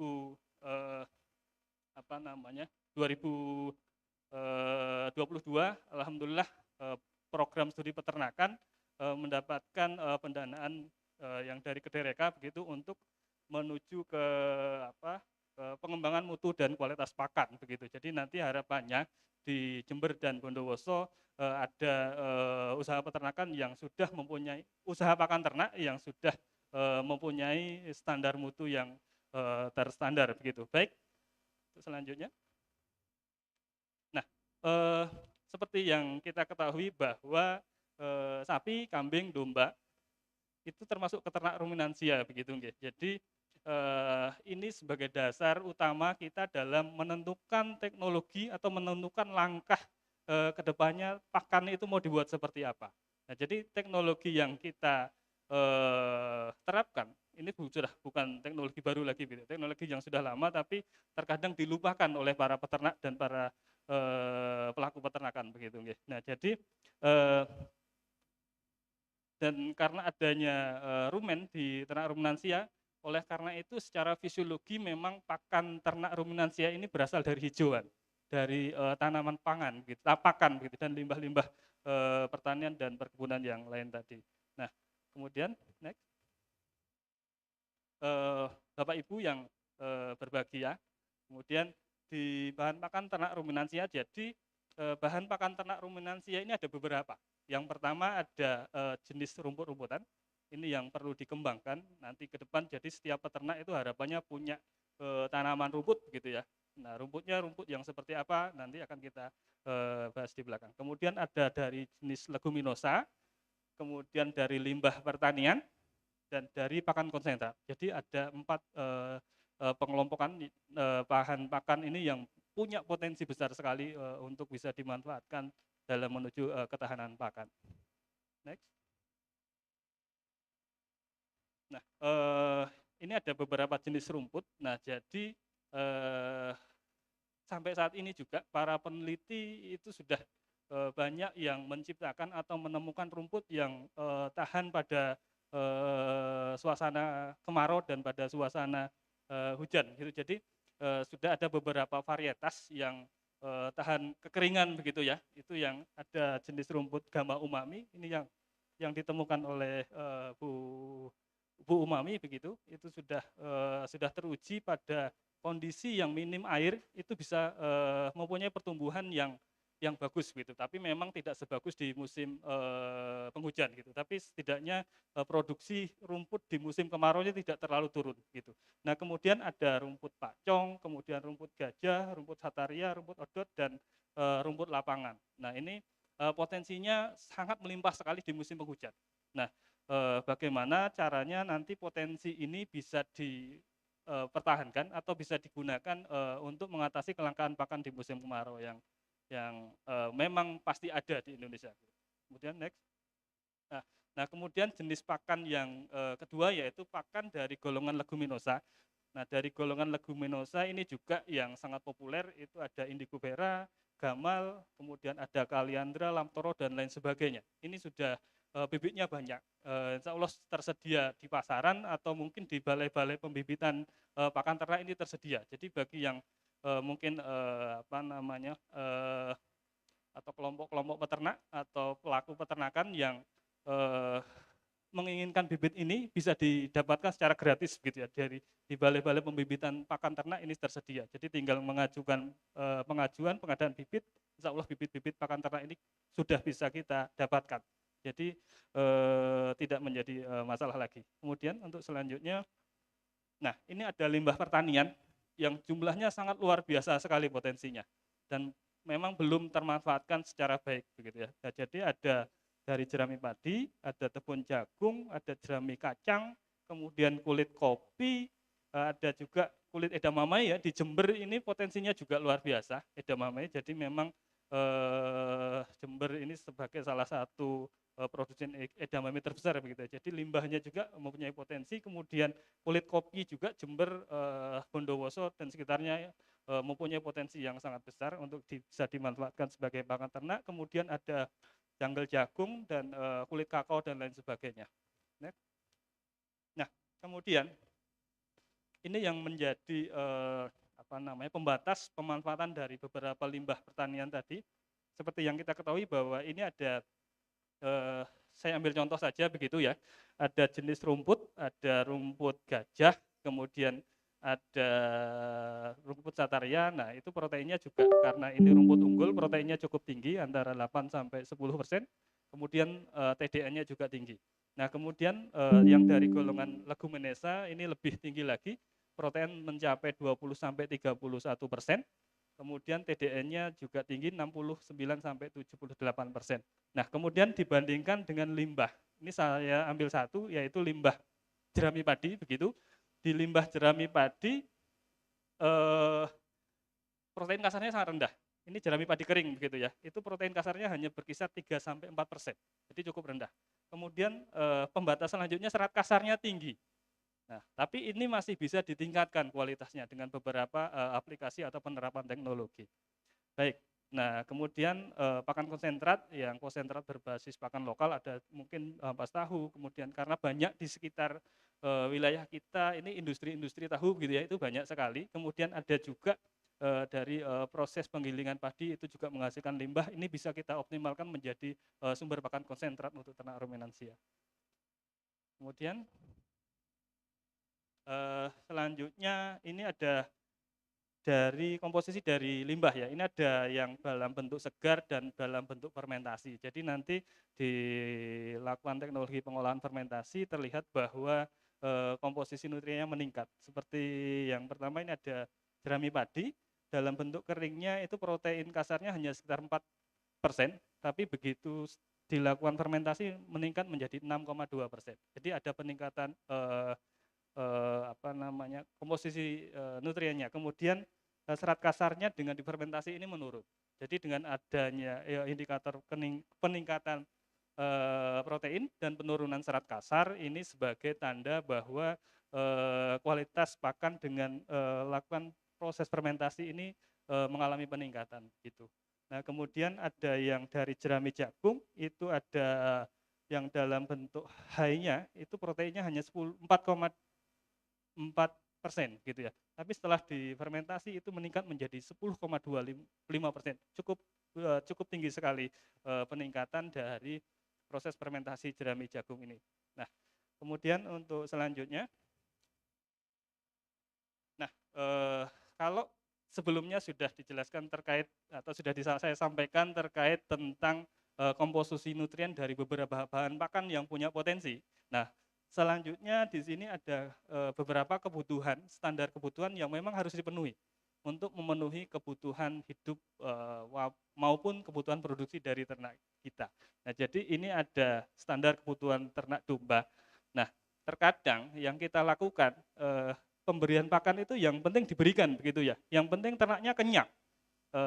Kita tidak memperhatikan kebutuhan atau kecukupan nutriennya itu cukup atau enggak gitu kan. Oh, yang penting ternak saya sudah kenyang. Dan kalau seperti itu apa yang terjadi? Ya, tentunya pertambahan berat badan atau parameter genetik yang dimiliki oleh ternak itu tidak tercapai begitu ya. Yang harusnya sehari bisa 1,5 kilo karena ke pemberian pakan yang tidak sesuai standarnya, akhirnya setiap hari hanya setengah kilo, bahkan mungkin tidak sampai setengah kilo di bawahnya begitu ya. Nah, ini sebagai contoh untuk ternak kebutuhan ternak domba di kisaran berat 40 kilo begitu ya. Itu kebutuhan bahan keringnya 47% dari berat badannya, kemudian protein kasarnya hanya sekitar 8,2%. Nah, kemudian itu kebutuhan minimal ya. Sebaiknya dalam membuat formulasi ransum dibuat di atasnya begitu, sehingga standar yang dibutuhkan ini tidaklah berkurang gitu ya. Kemudian TDN-nya itu sekitar 55% ya, dan seterusnya. Nah, jadi ini ada standar kebutuhan nutrien ternak domba. Kemudian selanjutnya, nah begitu juga next.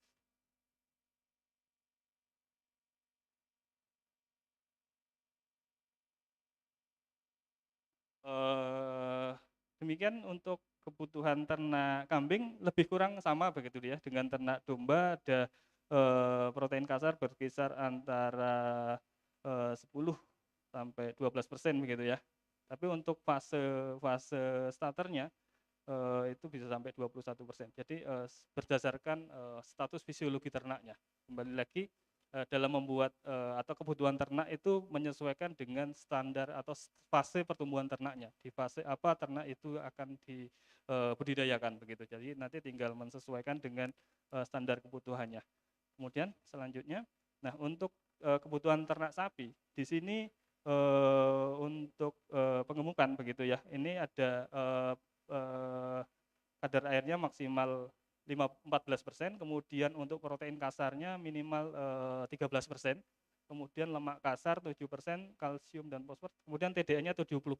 Nah, melihat kebutuhan ternak ini, oleh karena itu potensi pakan yang kita miliki tadi itu sebenarnya punya potensi yang besar begitu ya. Tinggal bagaimana kita meramu, tinggal bagaimana kita membuat formulasi pakan, terus bagaimana kita mengaplikasikan teknologi sehingga kelangkaan pakan di musim kemarau itu tadi bisa terpenuhi begitu ya, bisa teratasi. Nah, itu sebenarnya tinggal bagaimana potensi sudah ada, tinggal bagaimana kita memanfaatkan potensi yang sudah kita miliki itu. Begitu. Kemudian next. Nah, ini ada solusi untuk kemandirian pakan atau ketahanan pakan begitu ya. Ini menjadi sangat penting sekali karena nanti ketahanan pakan akhirnya akan menuju ke ketahanan pangan begitu ya, karena pakan ini kaitannya erat sekali dengan pangan yang berkaitan dengan produk-produk peternakan. Kalau pakannya aman, ketahanannya di akhirnya akan ketahanan pangan di produk peternakan juga akan terjaga, karena ini penting sekali. Nah, kemudian ada beberapa solusi untuk menuju ketahanan pangan atau pakan ya, sorry. Yang pertama, kita harus menyediakan atau membuat lahan tanaman hijauan pakan ternak unggul yang tadi sebelumnya sudah saya sampaikan, kemudian baik dari rumput ataupun dari leguminosa, kemudian pemanfaatan limbah pertanian jerami padi, tepung jagung, kulit kakao. Jadi pemanfaatan dari limbah-limbah pertanian tadi itu dimanfaatkan secara optimal, kemudian pemanfaatan konsentrat lokal. Nah, ini suatu upaya yang dapat dilakukan dengan untuk menuju ke ketahanan pakan dengan menerapkan beberapa teknologi yang memang sudah sering sekali kita dengar begitu, tapi cuman kadang lupa untuk diaplikasikan. memang peternak kita ini hanya ada beberapa yang mengaplikasikan ini. Nah, jadi begitu musim kemarau ya sudah jelas karena dia tidak ketahanan pakannya tidak bagus gitu kan. Akhirnya di musim kemarau dia akan kehilangan produksinya. Nah, teknologi yang sudah sering sekali kita dengar ada teknologi pakan silase, ada fermentasi dan amoniasi. Ini harus ditingkatkan kembali, adopsi di masyarakatnya harus ditingkatkan kembali, para pelaku usaha peternak juga harus sadar bahwa teknologi ini penting untuk dilakukan untuk meningkatkan kualitas pakan dan menuju ketahanan pakan tadi. Baik, untuk selanjutnya teknologi pengolahan pakan itu tadi ada 3 ya, yang pertama pakan silase, fermentasi dan amoniasi. Next. Silase ini sebenarnya konsepnya sederhana begitu ya. Silase adalah hasil pengawetan hijauan dalam bentuk segar. Jadi pengawetan pakan hijauan dalam bentuk segar ini dikatakan sebagai pakan silase melalui proses fermentasi terkontrol. Jadi proses fermentasinya terkontrol. Jadi posisinya anaerob begitu ya. Jadi tidak ada udara, yang jelas udara tidak keluar masuk. Nah, jadi proses fermentasinya bisa kita kontrol di sana. Kemudian kelompok atau bahan pakan yang biasa dibuat silase, yang pertama biasanya kelompok bahan hijauan yang menjadi bahan utamanya. Nah, kemudian kelompok bahan pakan sumber energi, kelompok pakan aditif atau pakan tambahan, kemudian ada probioter. Jadi probioter atau prebiotik yang memang bisa digunakan pada saat proses pembuatan pakan silase. Kemudian next. Kemudian untuk pakan fermentasi, sebenarnya konsep di pakan fermentasi ini tidaklah berbeda jauh begitu ya. Di pakan fermentasi proses pembuatan mirip dengan pakan fermentasi begitu ya, pakan silase. Cuman di pakan fermentasi ini biasanya waktunya lebih lama dibandingkan dengan pakan silase begitu ya, lebih lama. Kemudian tujuannya juga jelas untuk di pakan silase tadi tujuan utamanya hanya mengawetkan bahan pakan. Jadi bukan untuk meningkatkan kualitas nutrien. Nah, kalau di peningkatan kualitas nutrien ini lebih tepatnya pengolahan pakannya fermentasi begitu. Jadi nanti di sana komposisi nutriennya bisa meningkat dengan teknologi pengolahan pakan fermentasi ini. Teknologinya mudah sekali, mudah diaplikasikan baik dengan peralatan yang sederhana begitu bisa dilakukan pengolahan pakan fermentasi ini. Nah, kemudian tujuan dilakukan fermentasi jelas ya. Yang pertama meningkatkan kualitas nutrien, yang kedua meningkatkan tingkat kecernaan dari bahan pakan yang dilakukan fermentasi. Jadi harus disesuaikan fermentornya apa, target yang difermentasinya apa. Nah, di Indonesia terutama karena negara iklimnya tropis begitu ya, itu mikroorganisme lokalnya banyak sekali gitu ya. Mikroorganisme lokal yang punya potensi untuk sebagai probioter atau sebagai starter bakteri pada proses fermentasi ini banyak sekali. Tinggal diidentifikasi bahan yang akan difermentasi atau substratnya apa begitu, nanti disesuaikan dengan bakteri atau fungi ataupun bahan starter bakteri yang digunakan. Jadi konsepnya seperti itu. Jadi di bahan itu tinggi kandungan apa, targetnya apa, terus nanti menggunakan bakteri atau mikroorganisme lokal yang mana yang akan digunakan untuk proses fermentasi itu. Konsepnya seperti itu. Dengan demikian komposisi nutrien dari dari bahan pakan yang difermentasi itu akan meningkat gitu. Kemudian keuntungan dari pengolahan pakan fermentasi ini sebenarnya banyak. Jadi ini ada beberapa. Yang pertama dapat meningkatkan kualitas nutrien, yaitu meningkatkan protein kasar, kemudian menurunkan kandungan serat kasarnya, kemudian dapat menghasilkan bau dan aroma yang lebih harum begitu ya. Jadi palatabilitas ternaknya menjadi lebih meningkat. Nah, kemudian yang selanjutnya dapat meningkatkan kecernaan, kemudian dapat mengurangi parasit saluran pencernaan. Ini juga menjadi penting karena di di lingkungan kita, lingkungan bebas, parasitnya banyak.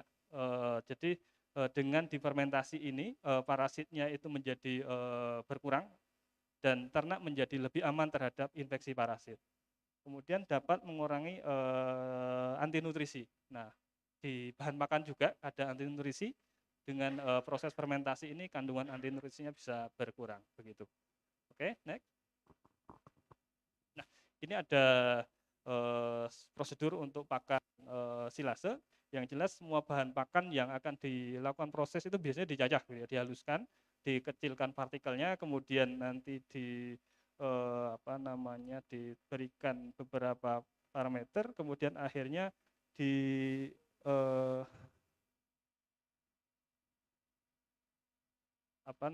difermentasi begitu ya, diberikan tambahan, ada dedak, ada molasses, kemudian ada probioter, kemudian air. Biasanya kalau silase tidak perlu ditambahkan air begitu ya, karena kondisinya sudah basah begitu ya. Nah, kemudian baru nanti dilakukan proses fermentasinya.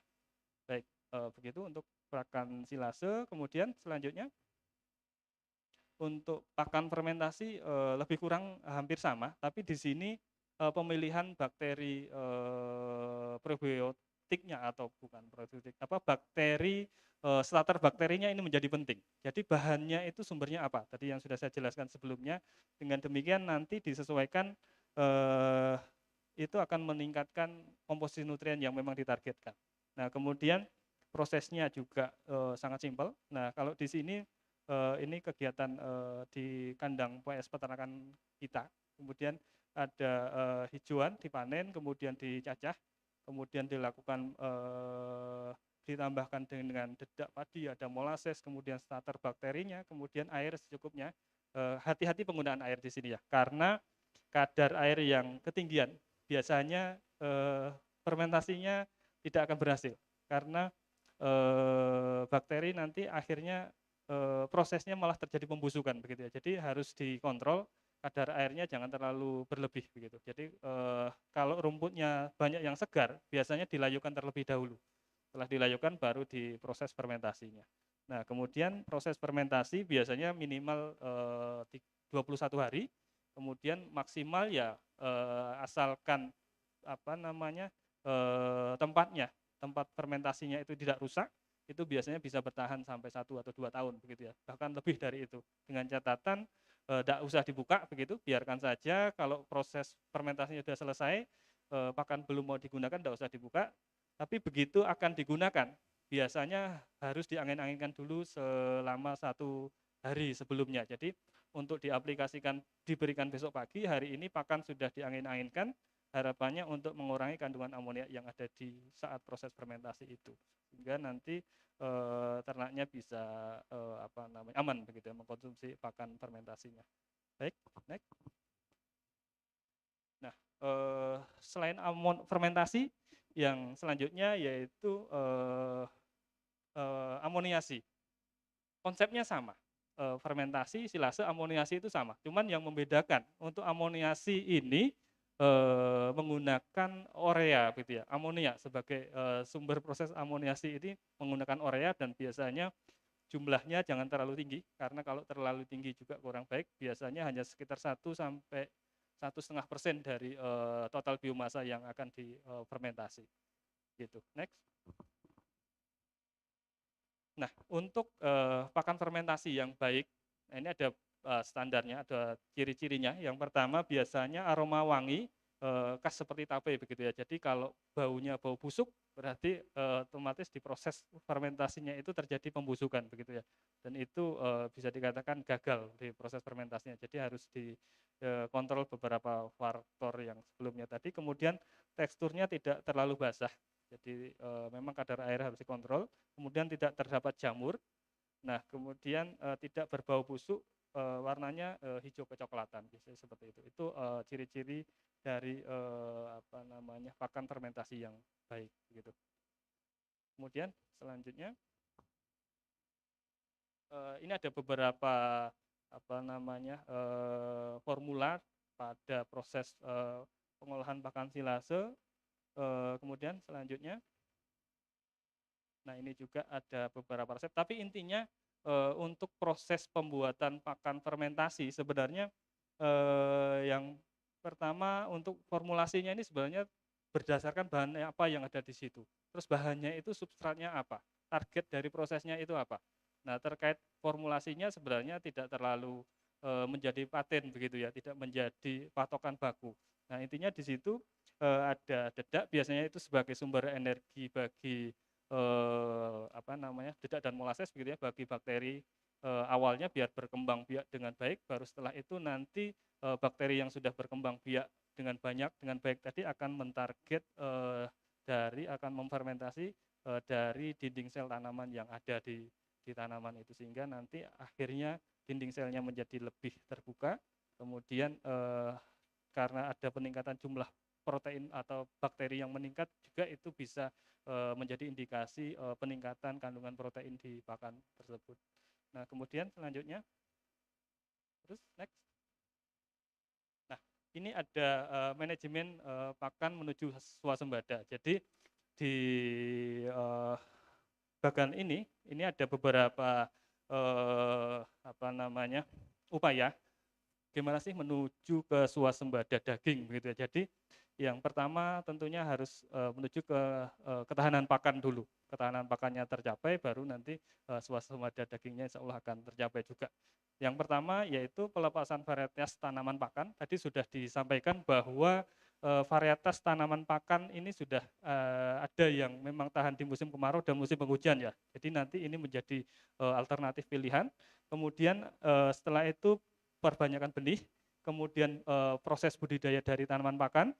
Nah, setelah itu kebijakan yang selanjutnya yaitu penanaman di kebun HMT, kemudian ada proses padang penggembalaan juga karena di kita juga ini tadi lahan HMT-nya atau lahan pakan penggembalaannya cukup luas, jadi itu juga bisa menjadi alternatif. Dan yang selanjutnya itu ada integrasi antara sapi dan tanaman. Ini juga menjadi suatu pilihan yang memang bisa untuk dimanfaatkan. Nah, dengan beberapa potensi bahan pakan lokal atau biomasa hasil samping pertanian, perkebunan, dan industri, ini menjadi sumber potensi bahan pakan yang sangat potensial.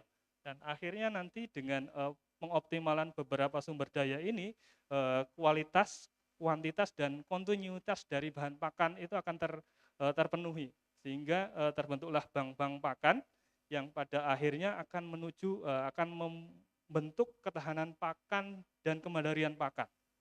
Ini yang menjadi penting. Nah, kemudian setelah itu bibit juga diperhatikan, bibit ternaknya, kemudian kesehatan ternaknya yang tadi sebelumnya sudah dijelaskan oleh Dr. Joseph. Kemudian ada setelah itu bisa menuju ke swasembada daging yang memang akan kita targetkan gitu ya. Kita memang kebutuhan daging kita masih jauh begitu ya, tapi dengan beberapa perbaikan dan beberapa kerjasama dari beberapa stakeholder, dari beberapa pengusaha atau pelaku peternakan, insya Allah Indonesia juga suatu saat juga akan menuju ke kemandirian pakan dan swasembada daging yang seperti yang kita targetkan bersama.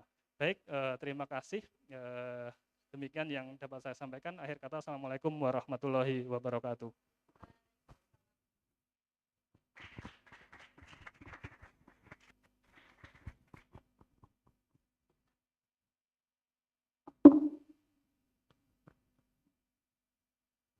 Okay, thank you so much for giving you such an informative and interactive presentation related to the topic feeding management of livestock. Ladies and gentlemen, now we come to the question and answer session. I would like to invite 3 questions from the participant, please.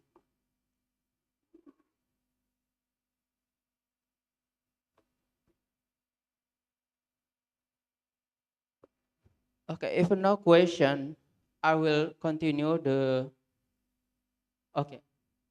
Have first question. The problem of pakan in Indonesia always implement the background.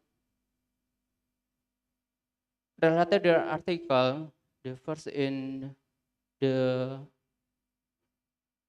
dry season and how to and solution about the strategy and implementation Indonesia. Oke, in Indonesia, permasalahan pakan di Indonesia selalu menjadi latar belakang this proposal ya. Nah ini terkait dengan artikel ya yang menuju di musim kemarau. Nah ini ada beberapa pendapat mengapa permasalahan tersebut hingga kini belum terselesaikan. Nah bagaimana solusi dari strategis dan pemecahan terkait dengan diterapkannya permasalahan pakan di Indonesia. Mungkin seperti itu. Oh ini pertanyaan dari Nisa Alfifa. Ya mungkin Baik, dipersilakan kepada Dr. Nurwodo. baik, terima kasih dari Mbak Anissa begitu ya, dari saudari Anissa. Sejauh ini memang kenapa sih permasalahan pakan itu belum selesai ya sampai saat ini, kenapa belum selesai begitu ya? Seperti yang kita ketahui bahwa pengelola pengusahaan ternak ruminansia di Indonesia ini masih dikuasai oleh peternakan rakyat begitu ya. Jadi peternakan rakyat itu jumlahnya banyak gitu dibandingkan dengan peternakan industri yang memang menerapkan manajemen pemeliharaan yang baik gitu. Jadi di peternakan rakyat, nah adopsi teknologi yang terkait fermentasi, silase dan amoniasi itu masih sangat rendah begitu ya. Jadi hanya beberapa kalau kita jalan-jalan ke peternak begitu ya, hanya beberapa peternak yang mengaplikasikan itu. Nah jadi sebagian besar peternak itu ya masih mengusahakan ternaknya secara tradisional begitu ya. Jadi ya pakan hari itu diberikan untuk kebutuhan hari itu gitu. Jadi sistemnya masih berburu begitu ya. Nah, di musim penghujan mungkin itu tidak menjadi masalah sebenarnya. Tapi begitu masuk musim kemarau, ketersediaan pakan itu sudah nggak ada sekali. Tanamannya itu bukan rumput yang ada di lahan itu bukan hijau lagi, tapi kering gitu ya. Nah, tapi terkadang peternak karena mungkin ya keterbatasan anggaran atau keterbatasan pengetahuan masih minim sekali peternak kita yang mengaplikasikan teknologi itu begitu ya. Jadi oleh karena itu permasalahan ini sampai saat ini belum selesai begitu ya. Begitu bicara ketahanan pakan, ya musim kemarau peternak kita masih kesulitan begitu ya. Karena memang adopsinya yang jelas adopsi teknologi itu belum merata gitu. Hanya beberapa peternak saja yang mengaplikasikan itu. Mungkin saya pikir itu. Nah, terima kasih.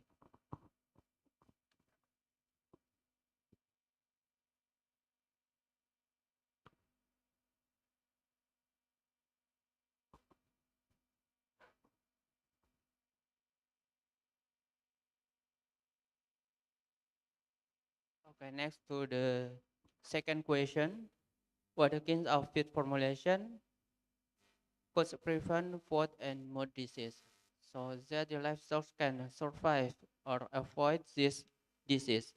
What do you think about the sustainable manuscript composition to the protect or prevent food mouth disease? Nah, ini lebih menjelaskan formulasi ya untuk pakan sebelum pencegahan penyakit mulut dan kuku dan bagaimana ternak itu bisa survive ya, terkait dengan penyakit. Ya.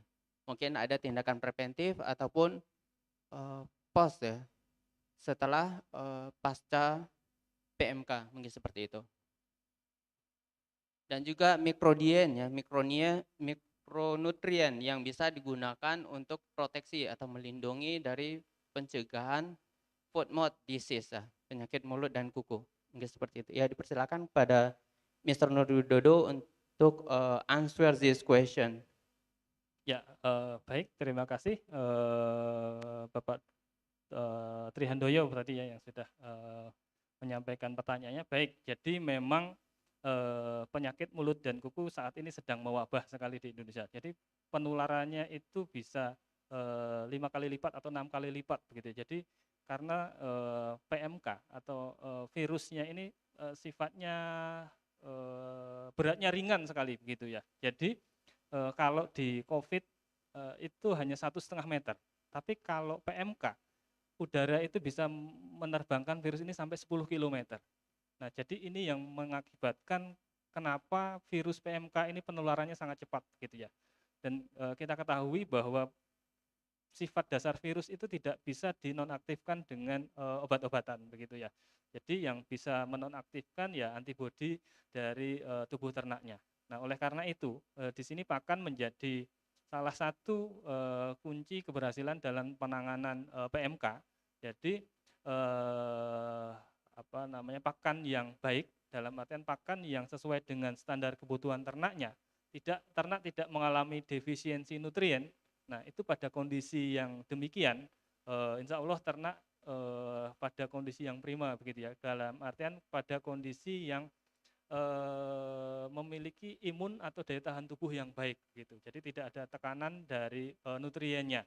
Nah, kemudian tadi ada beberapa bahan pakan juga yang bisa meningkatkan atau meningkatkan daya tahan tubuh atau kesehatan tubuh secara umum begitu ya. Tapi kalau tadi ada bahan-bahan aktif tanaman begitu ya, karena memang penelitian tentang bahan aktif tanaman mungkin seperti metabolit sekunder, ada tanin, saponin dan lain sebagainya itu secara medik sudah terbukti dapat menghambat pertumbuhan bakteri begitu ya. Memang secara kesehatan umum itu bisa meningkatkan ketahanan tubuh ternaknya. Jadi ada beberapa penelitian yang menggunakan sebagai contoh mungkin limbah dari pabrik jamu begitu ya.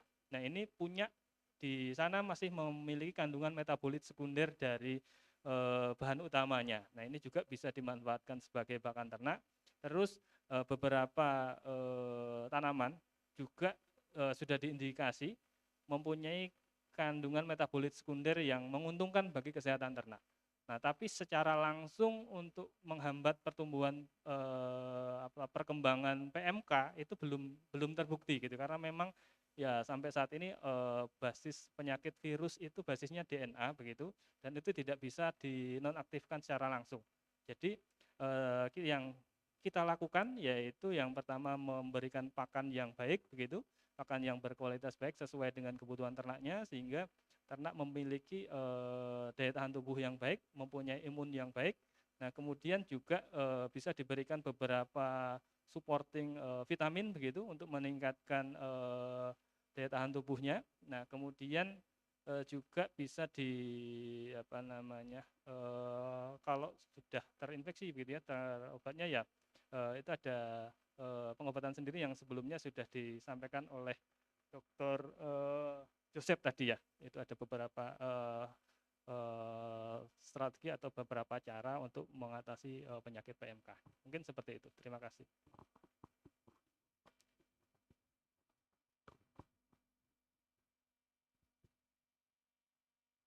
Okay, next one still have any question from participant?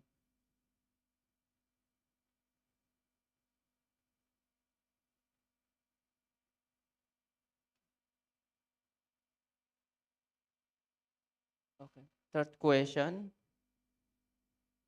related interpretasi in running season and dry season ya. Nah, di sini menjelaskan bagaimana menyikapi ya terkait dengan penggunaan pakan hijauan dan ketersediaannya. Kemudian sumber dari limbah hasil pertanian ya untuk dijadikan pakan ternak.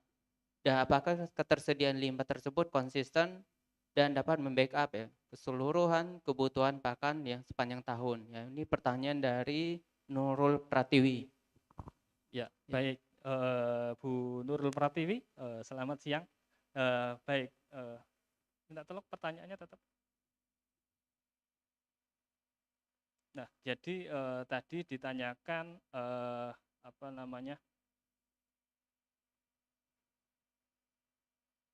Nah, di musim hujan dan musim kemarau begitu ya. Jadi bagaimana menurut penyiapan pakan hijauan untuk tetap konsisten. Nah, jadi kalau menurut saya begitu ya, jadi saat ini pola pemeliharaannya yang harusnya bergeser.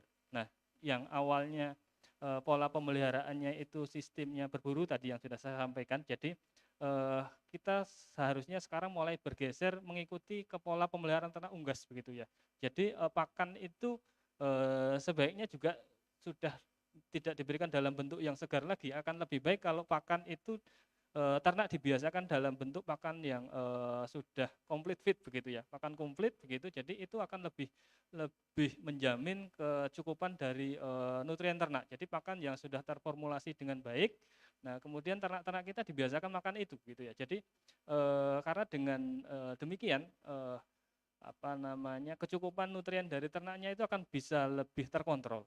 Nah, jadi mau musim kemarau, musim penghujan, kalau sudah punya bank pakan tadi yang sudah saya sampaikan, itu tidak akan menjadi masalah karena ya tadi sekarang pergeseran musimnya tidak jelas, yang harusnya masih musim penghujan sudah tiba-tiba sudah musim kemarau begitu ya, jadi agak sulit. Tapi kalau seandainya kita siap, peternak siap, pelaku pengusaha peternakan siap, jadi begitu ada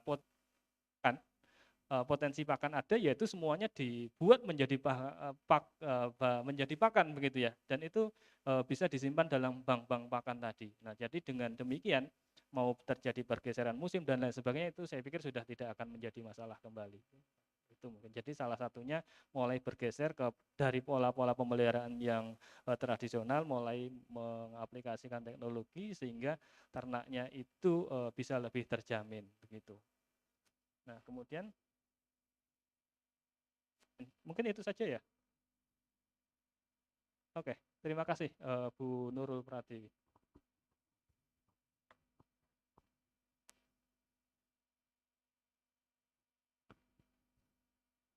Okay, this one is the last question, the fourth one.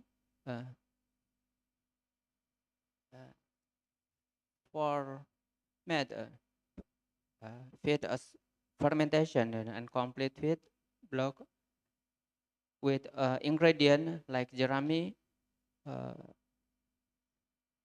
kemudian menggunakan dedak ya, ada IM4 di sini, molasses, kemudian menggunakan air ya, sudah memenuhi kebutuhan nutrien ternak kambing ataupun domba ya. Mungkin bisa dijelaskan ya bagaimana kebutuhan nutrisi tersebut bisa memenuhi untuk kebutuhan nutrisi kambing dan domba ya, mungkin seperti itu.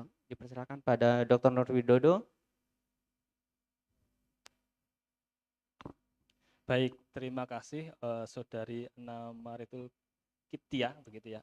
Pertanyaan cukup bagus begitu. Jadi untuk membuat pakan fermentasi atau complete feed blok dengan bahan-bahan jerami padi, dedak, E4, molasses dan air, apakah sudah memenuhi kebutuhan nutrien ternak kambing atau belum?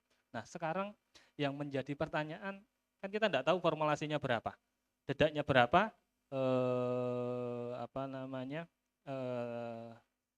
jeraminya berapa begitu. Kalau dedaknya banyak ya mungkin cukup begitu ya. Tapi kalau dedaknya hanya sedikit, saya pikir masih kurang. Karena tadi kita ketahui bahwa standar kebutuhan ternak kambing itu ya kurang lebih 12-14% proteinnya begitu ya. Nah, caranya gampang. Begitu sudah punya produk ya dianaliskan proksimat saja begitu ya. Tapi kalau secara prediksi saya, kalau penggunaan dedaknya sedikit, saya pikir belum mencukupi. Jadi biasanya untuk membuat pakan komplit itu semakin banyak bahan pakan yang digunakan itu kualitasnya akan semakin baik gitu. Jadi kalau jerami padi tadi kita ketahui bahwa protein dasarnya protein kering, PK dasarnya protein keringnya itu hanya sekitar 4%. Nah, sedangkan yang dibutuhkan itu kan 12%. Masih banyak kekurangannya. Nah, tinggal nanti penggunaan dedaknya sebanyak apa begitu ya. Kalau seandainya dari proses fermentasi tadi belum melampaui kebutuhan ternak, saya pikir perlu diformulasikan lagi dengan bahan-bahan pakan lain sehingga pakan komplit yang dibuat atau komplit blok tadi itu bisa mencukupi. Karena nanti kalau hanya mengandalkan itu saja ternyata komposisi nutriennya kurang, nah akhirnya bukan terjadi penggemukan begitu ya, jadi malah justru sebaliknya begitu ya. Nah, jadi itu juga bisa dilakukan. Nah, salah satu cara yang paling tepat yaitu dilakukan uji proksimat terhadap produk yang dihasilkan tadi, Mbak Ana, begitu ya. Jadi di analisis proksimat apakah hasil dari proses fermentasi, campuran dari dedak, kemudian molases dan lain sebagainya tadi sudah memenuhi kebutuhan ternaknya atau belum, begitu kira lebih. Terima kasih Mbak Ana.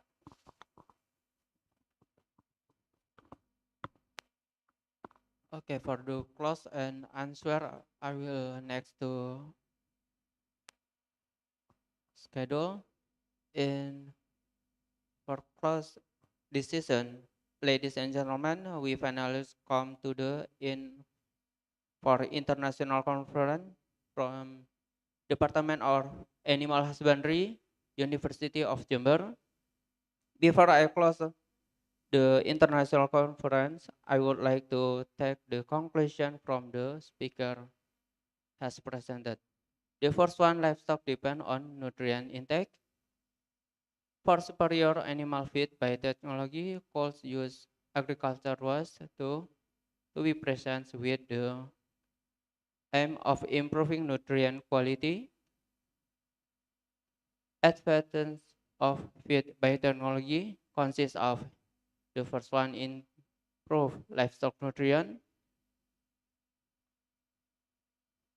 increase disability of nutrient quality, proximate, and reduce bacterial or parasite when use probiotic.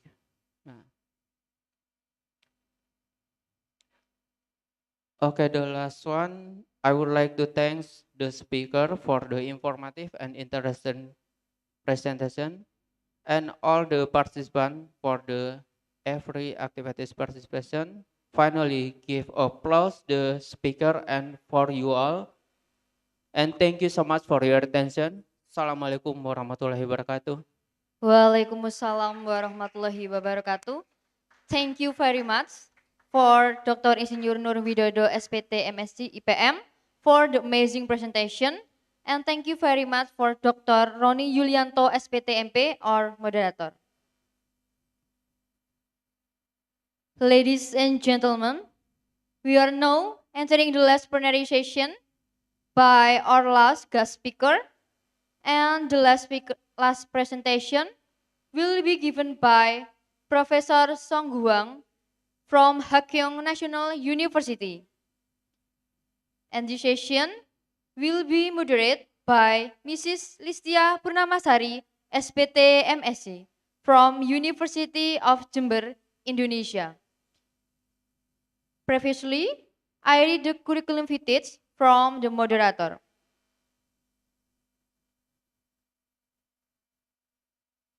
Curriculum vitae by Mrs. Listia Purnamasari, SPT MSc. Education by Bachelor, Animal Production and Technology, IPB University. And Education Master, Animal Science, University of Gadjah Mada. And Education PhD Candidate by Hakkyong National University, 2022 until present. And appointment by lecturer at the Faculty of Agriculture, University of Jember. And publication by Listia Purnamasari SPT MSc, her index is 5 and citation by 59.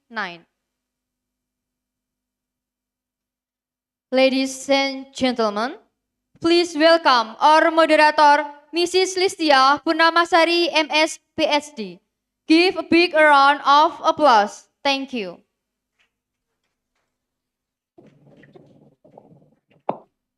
Okay, thank you, Yuna, as MC in this session. Bismillahirrahmanirrahim. Assalamualaikum warahmatullahi wabarakatuh. Good afternoon, ladies and gentlemen. Welcome back to the third session of this conference. My name is Listia Purnamasari, and I'm going to be a moderator in this session. We have special speaker here, Prof. Wang Songgu, who already with us, and I would like to greet him first. Good afternoon, Prof. Good afternoon. Do you hear me? Yes, thank you, Prof. Okay, good. Welcome. Yes. Thank you very much. Well, yes, Professor. Well, in this session, we are going to do presentation and discussion till the next 1 hour.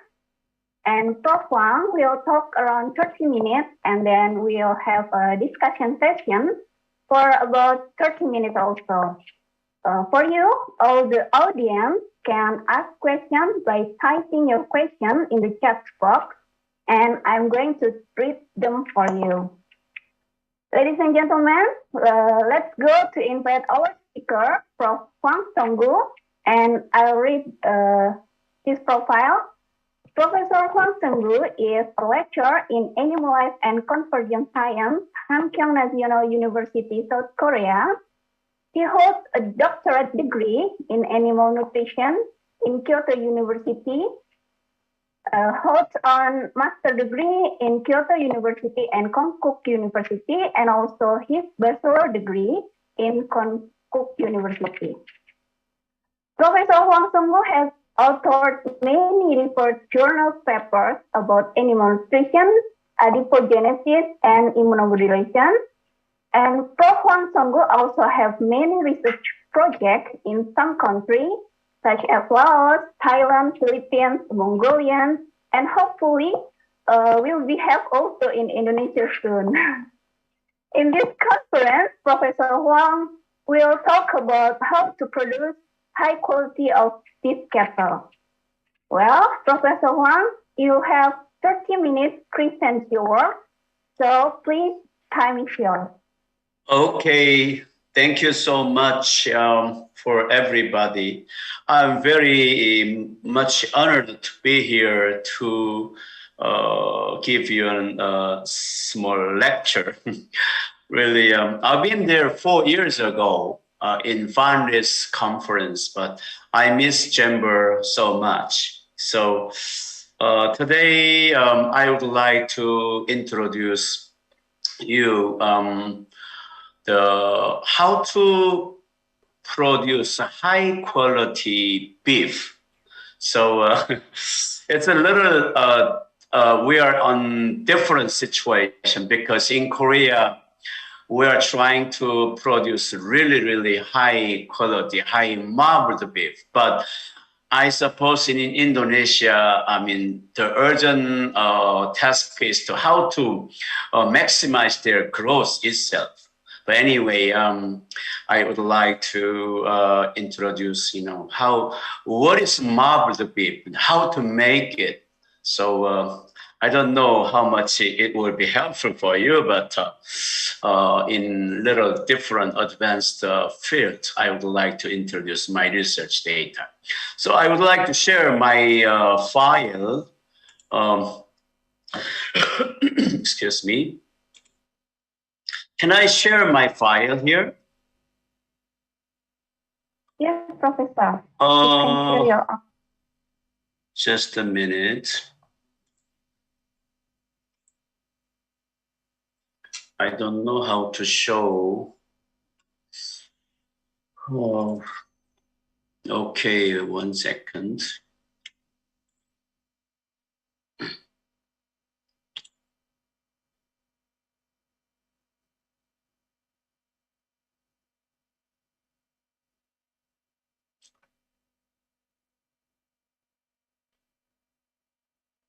International University of Chemistry.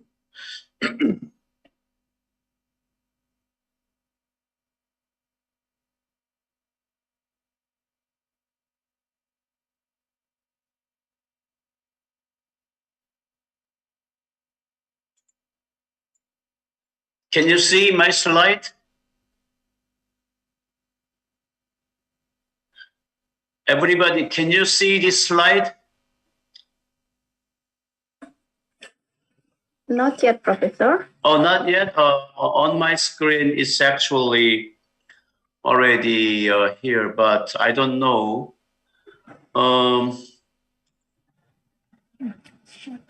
Can you see? We just see the gallery of your... Oh, I don't know why. Or maybe if Professor need help, we can share it, Prof. Sorry? If Can I? Professor needs help to share, Oh,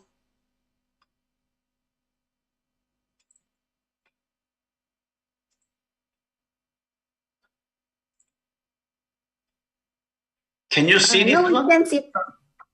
Can you Yes, see? Prof. We can. Yes, Prof. Now we can see, Prof. Oh, okay. Then just a minute. This one, can you see? No? Yes, Prof. Yes. Can you see now? Yes, we can see, Yes, I Prof. see. Okay, then I would like to start. Okay. Yes, Professor.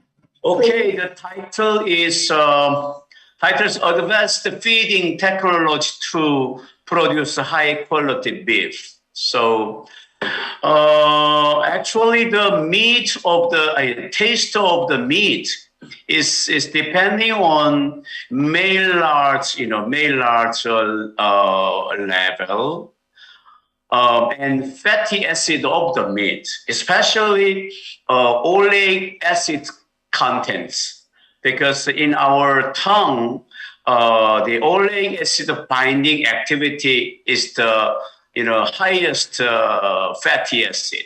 So Maillard level, fatty acid level, and amino acid and peptides, and nucleic acid. And so-called umami means some saltiness, sweetness, and glutamic acid on mixed, taste. Umami. It's Japanese language, but very tasty, meaning, and some flavor. So, how to make these kind of mixed taste? How to make it, make the delicious meat. So out of this, especially fatty acid is very important. So many people found out some meat like this. So there are many much intramuscular fat. This intramuscular fat means, you see, in between the muscle, there are much fat tissues there. So those fat contains many fatty acid. So this kind of meat is really preferred by many consumers, especially in Japan, in Korea, in China, in Singapore, in Hong Kong. So those kind of meat price is very high. So not just lean meat or red meat production. This kind of marbled beef production makes a big money, but it's not so easy, actually. So I think around 30 years ago, Korea also just produced, just the lean meat. I mean, red meat only. But nowadays, many people are trying their best, to produce these kind of much marbled beef. Here you can see different, marbling score. The highest, this kind of in between the muscle bundle, you can see the marbling here. So even this marbling is made even in, the hind legs, in thigh area. Here marbling, you see. So usually in the leg, in the thigh, there is no marbling actually. But if we make excellent, marbled beef, even in thigh area, there we can see the marbling too. So it's a kind of very difficult science and kind of magic. It's a very difficult, but if we make it, it's really we can produce a very expensive cattle. So in order to make those kind of marbled beef, we need to know the adipogenesis process. Because in growing stage, we need to make a pre-adipocyte in between muscles. Even though there are not fat drop there. But the later fattening stage in pre-adipocytes, they're going to be, the lipid fat will be stored there. In that case, we can say that's adipocytes differentiation. So in the growing stage, we need to make a much more pre-adipocytes, which does not have lipid drop yet. But in the fattening stage, there in pre-adipocytes, we can put the lipid, triacylglyceride. That's a so-called fat. Then we can say that's adipose tissue. So they are growing like this, in first growing stage, the pre-adipocyte cell numbers are growing. Finally, they are differentiated. Then you can see the fat droplet there. So and then the fat adipocyte cells are growing in numbers and size. So this kind of process is needed to produce those kind of marbled beef. So if I show you the kind of diagram, there are muscle bundles here. Then this is myofibrils, myoblast actually. They are made of bundles.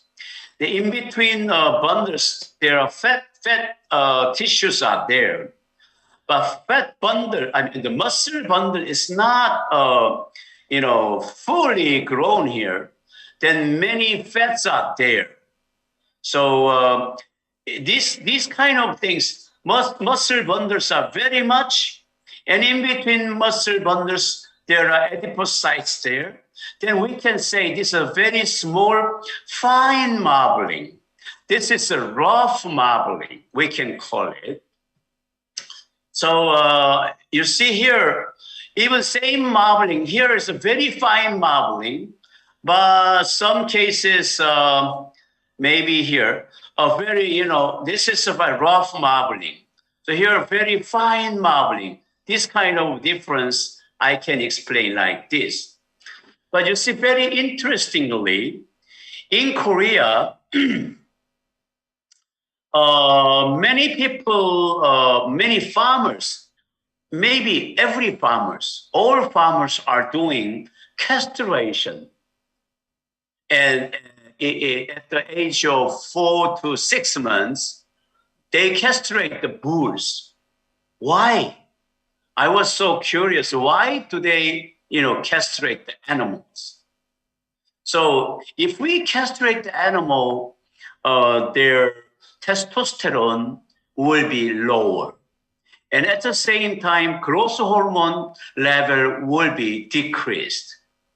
Then, the bull's growth is a little bit, delayed. Their growth is a little bit suppressed. So in Korea also, maybe 30 years ago, nobody wants to castrate the bulls, male growing cattle. They didn't want to castrate.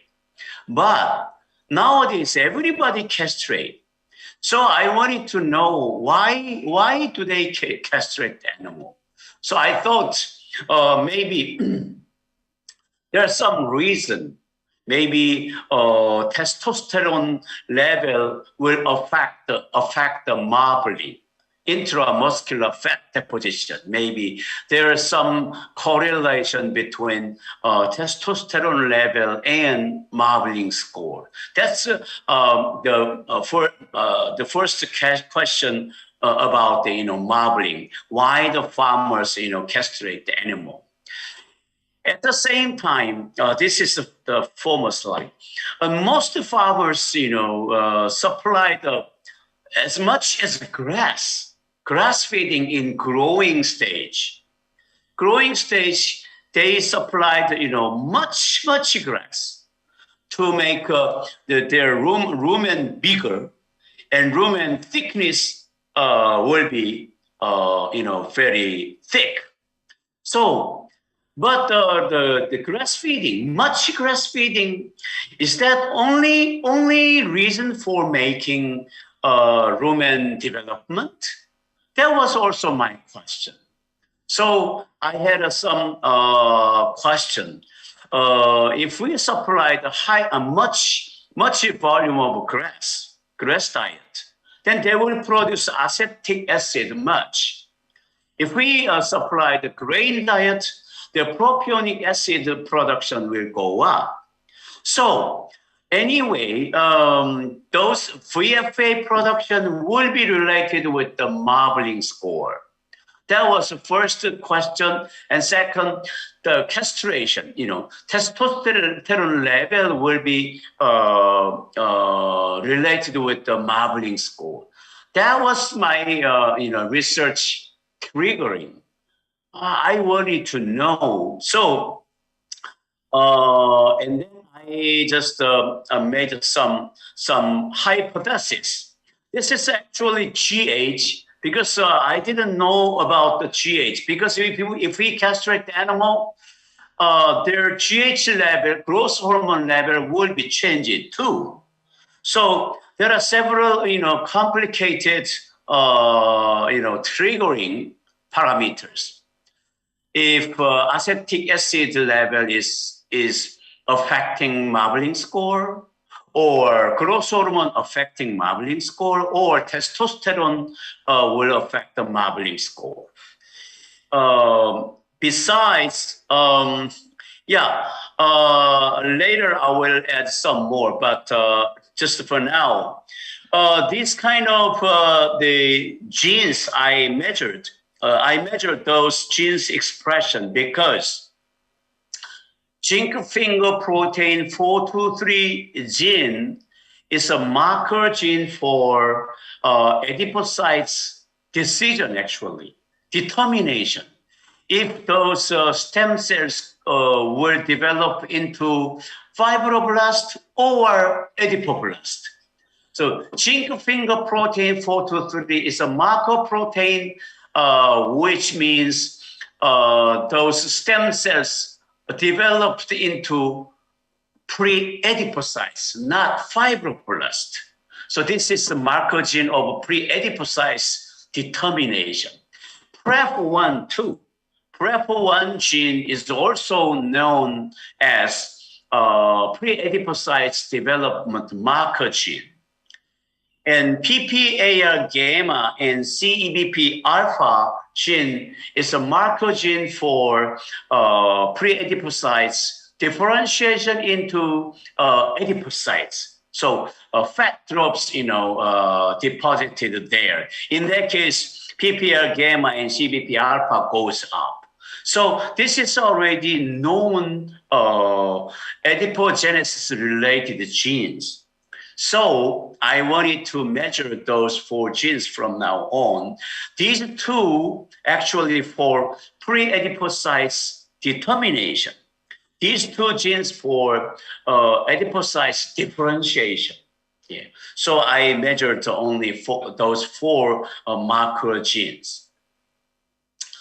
Yeah, here SVF means this is kind of stromal vascular cell fraction, actually. So these they contains many kind of cells, but mainly they are progenitor cells. They're kind of stem cells, actually. So I wanted to isolate this stromal vascular fraction first. Then I treated those cells with the different hormone or different nutrition. The acetic acid or some other amino acid. Then I measured, their pre-adipocytes determination and adipocytes differentiation. I measured those one. So as I already mentioned, I isolated SVC and treated them with the acetic acid or propionic acid. Second one, I isolated the SVC and treated with the testosterone or growth hormone. Third, after isolation of SVC, I treated several with the amino acid. But this amino acid treatment is very, very recent research result. So I got some, the meat sample from cervical area of Hano beef cattle, and they contained some longissimus dorsal muscle and adipocytes already there, some marbling there. So from those tissue, I isolated the stromal vascular cells like this in our laboratory. And then there's a SVC growing. There I treated acetate, propionate, and test. Sorry? Because Are you okay? Can I continue? yes, Professor, I'm so sorry. Yeah, so acetate treatment, propionate treatment, and testosterone treatment, and growth hormone treatment, and some other amino acid treatment. So from now on, I would like to show that,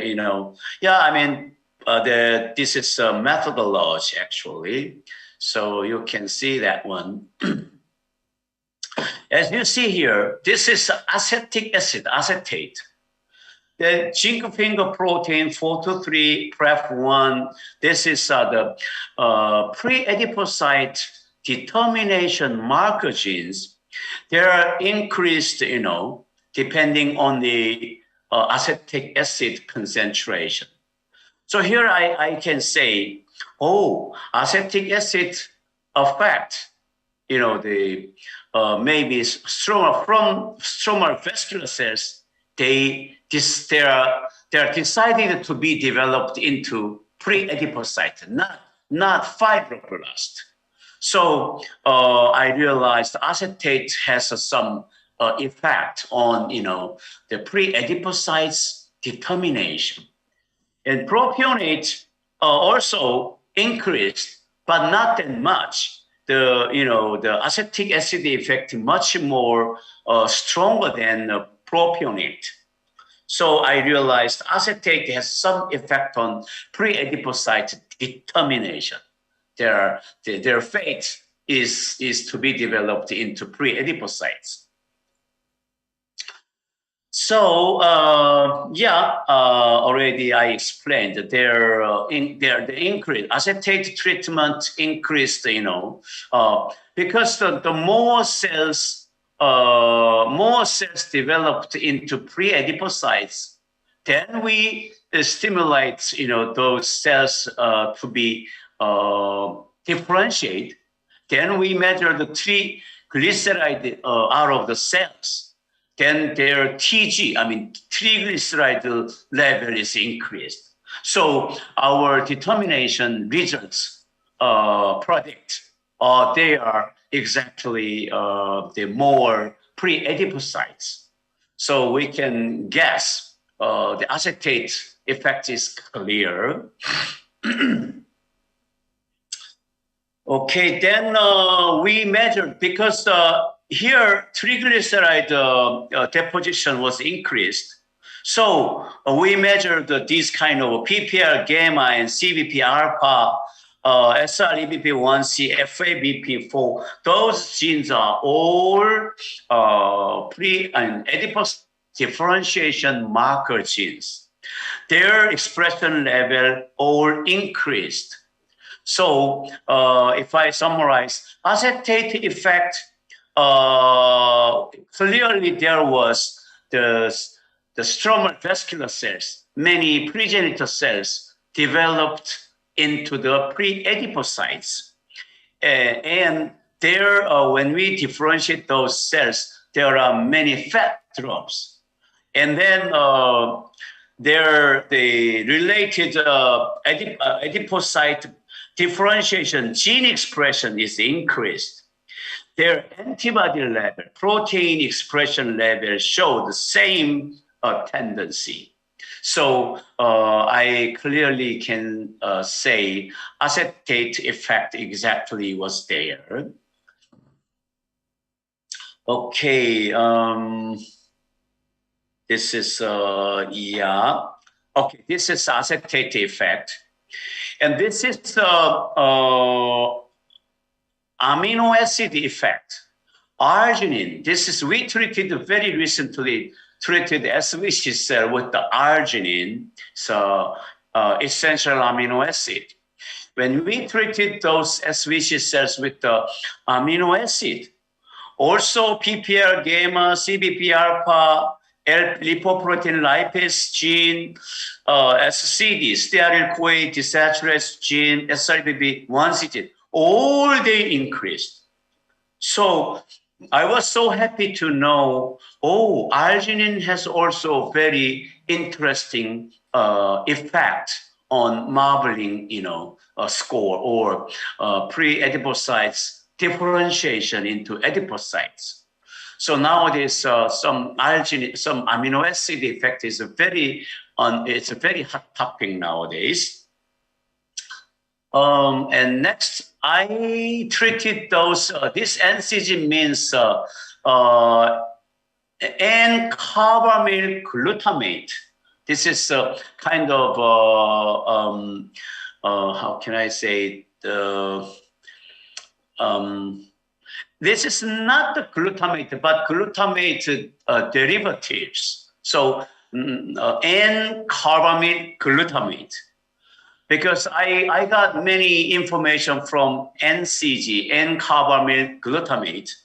So I treated those SVC cells with this NCG. They also showed a very increasing tendency. So maybe they also can stimulate pre-adipocytes determination and adipocytes differentiation too. But arginine showed much clearer result. So I could say acetic acid and some amino acid already have a very positive effect result. Then from now on, I would like to explain the hormonal effects. Testosterone level, growth hormone level in castrate.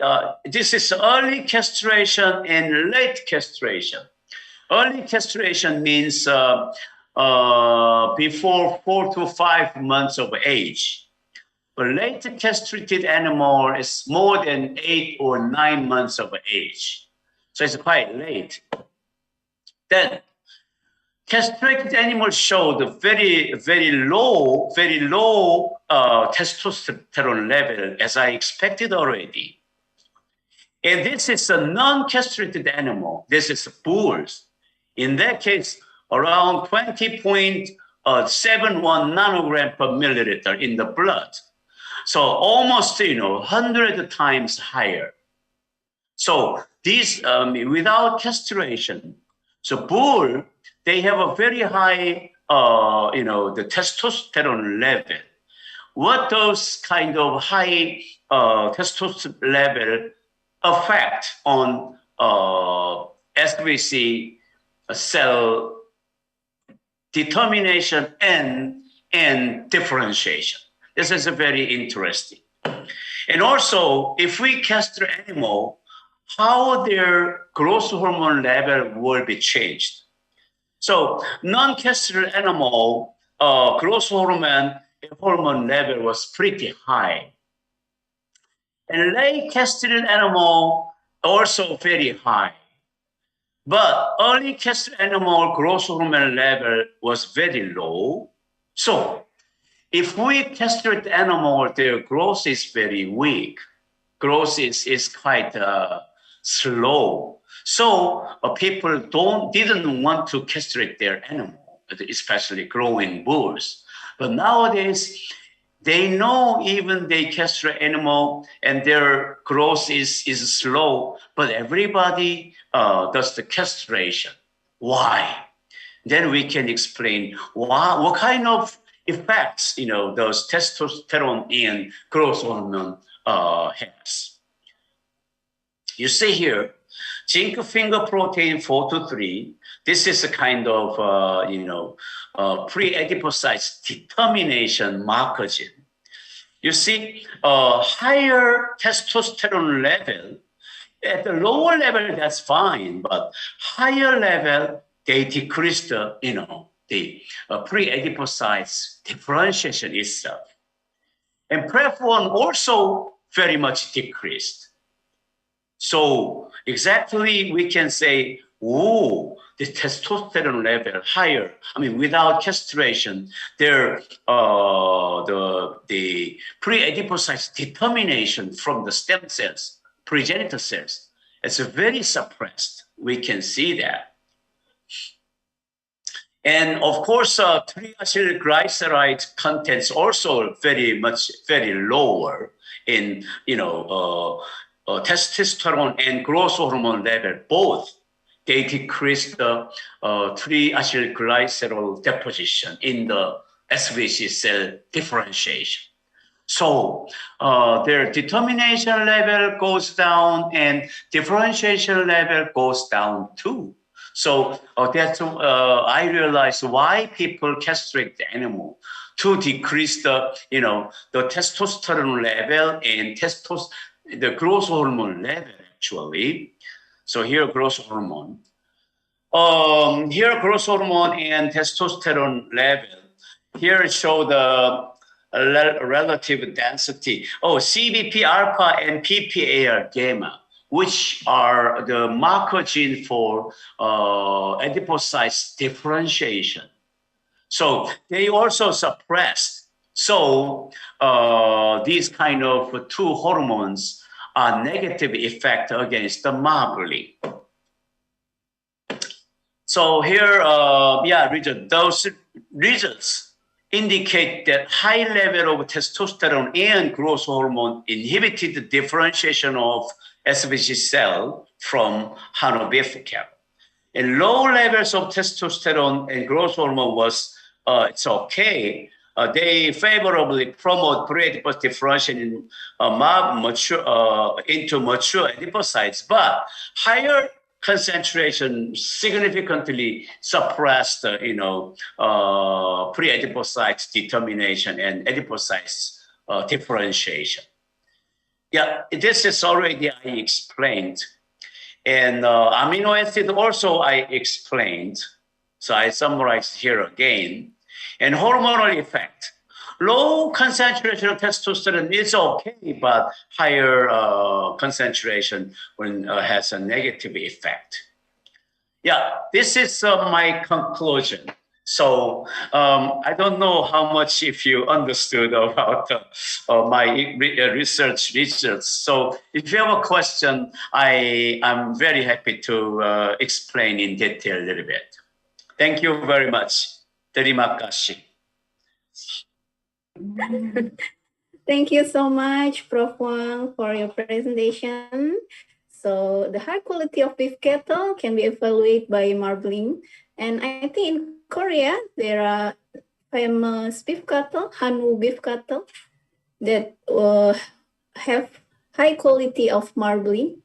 Yes. And many kind of amino acid and also acetic acid that can use to improve the quality of that beef cattle. Right. Yes, Professor. And we move to the discussion session. We have 30 minutes for the discussion. Actually, we have some question that already in our chat. Maybe I can read them for Professor. Okay, I also read a question here. Just a minute. Okay. The first question is Faisal CI Fudi, University of Chamber. A question: in Korea, there are Hano cattle. In Australia, there are Wagyu beef cattle. Which one better in marbling score and the quality, and maybe what is difference on both? Okay, can I answer about this question, Listia? Yes, Professor, please. Okay, yeah, I've been to Australia actually a year and a half ago. I've been there. Australian Wagyu beef is basically their Japanese Wagyu black cattle. So those Australian very much high marbled beef, their strain is pretty much Wagyu strain actually. So yeah, I mean their Australian beef, especially high marbled beef, are imported into Korea very much. But their production cost is that high, like Korea, because they have a much pasture there. So, but marbling score very high, much premium level, choice level is much. I mean, quite better. But in Korea nowadays, as you see here in the screen, quite highly marbled beef production is here in Korea too. So in Korea, people, because Australian Wagyu beef, people, it's a little cheaper than Korean original marbled beef. So some people enjoy Australian Wagyu beef too, but basically their cattle strain is different. Pano is originally our indigenous kind of, yellow color beef cattle. And Wagyu is actually black cattle. So I don't know if this answer is correct to him. But next question is, does the farmland and landscape affect the quality of meat? Example, farm, what is the ADN? Farm in Japanese farm with notes, it used the same type of cow. Yeah, basically I told you already, the cattle, basically it's a little different. Yeah, I mean, long, more than 300 years ago, Japan took, Korean cow, but they crossbred very much. So they made the black cattle, Wagyu nowadays. They bred and bred and crossbred. Then nowadays Wagyu is quite different strain, quite different breed. So their marbling scores much higher than Korean. Yeah, so strain is a little different, and their technology is pretty much high. In Japan, it's a little different from our methodology. In Japan, they produce the high marbled beef with the vitamin A control, actually. They supply the high vitamin A level in growing stage, and in fattening stage, in turn, they decrease the vitamin A level just near deficiency level. That's their technique. But in Korea nowadays, we are using high grass feeding in early growing stage. And nowadays, much specialists are trying to produce high marbled beef by using amino acid. So that's our marbling technology, and Japanese marbling technology is a little different. But in Wagyu, in Australian Wagyu beef production, there are also Japanese technology is in there. So it's nowadays Korean technology is a little unique. Okay. And next question. In my opinion, marbling in meat is not good for my health. That's right, because I think it contains fat containing, right, very much, sometimes more than 50%. A lot of cholesterol. In contrast, on the other hand, based on my statements, what I heard in this lecture today, marbling in meat is very important for several reasons. Would you mind me to give some reason particularly? Okay, thank you so much for a nice question. Everybody asks this. especially in United States. They don't like marbled beef. But very interestingly, in what is it? What is it? Um, in very high quality beef restaurant, normally United States people don't want to purchase marbled beef. So in the market, marbled beef price is low, but in highly recognized, very excellent Outback, the steakhouse, their marbled beef price is much higher. So just like that. So many people in Korea also, why do you want to make those kind of, high marbled beef? That's not good for health. But I would like to ask again, how much beef do you consume? How much beef do you eat? You see? So actually, our meat consumption is not that high. Even for me, I enjoy some beef once in 2 months, something like that. So if we don't take the beef every day, such a marbled beef every day, then that's really no problem. And consumers, they pay much money for their taste of the meat. So I think exactly if we take too much meat, too much marbled beef, then it's not good. But we don't take that beef that much. Okay. So you don't need to worry about that. Still in Korea, our government try to decrease, the production of the high marbled beef, but still farmers, can make money through the making those high marbled beef. So no question about that.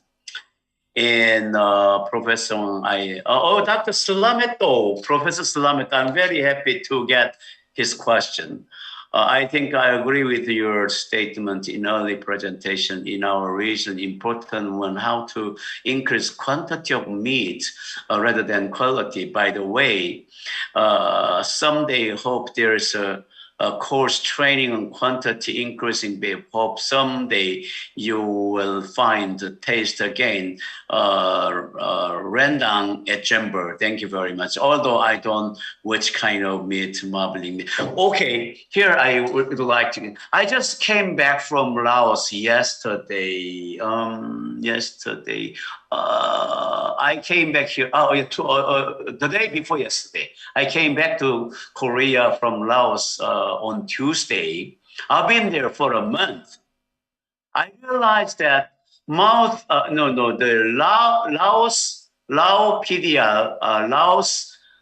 cattle's body weight is very low. So I don't know how much the slaughtering body weight. I don't know exactly in Jember, but before maximum, in order to maximize the cattle growth, we need to supply grass very much in early stage, in growing stage, but before supplying the grass, green grass. But if you want to increase body weight, you need to breed them very much first by using artificial insemination. You need to introduce high breeding ability, semen. You have to use that one first.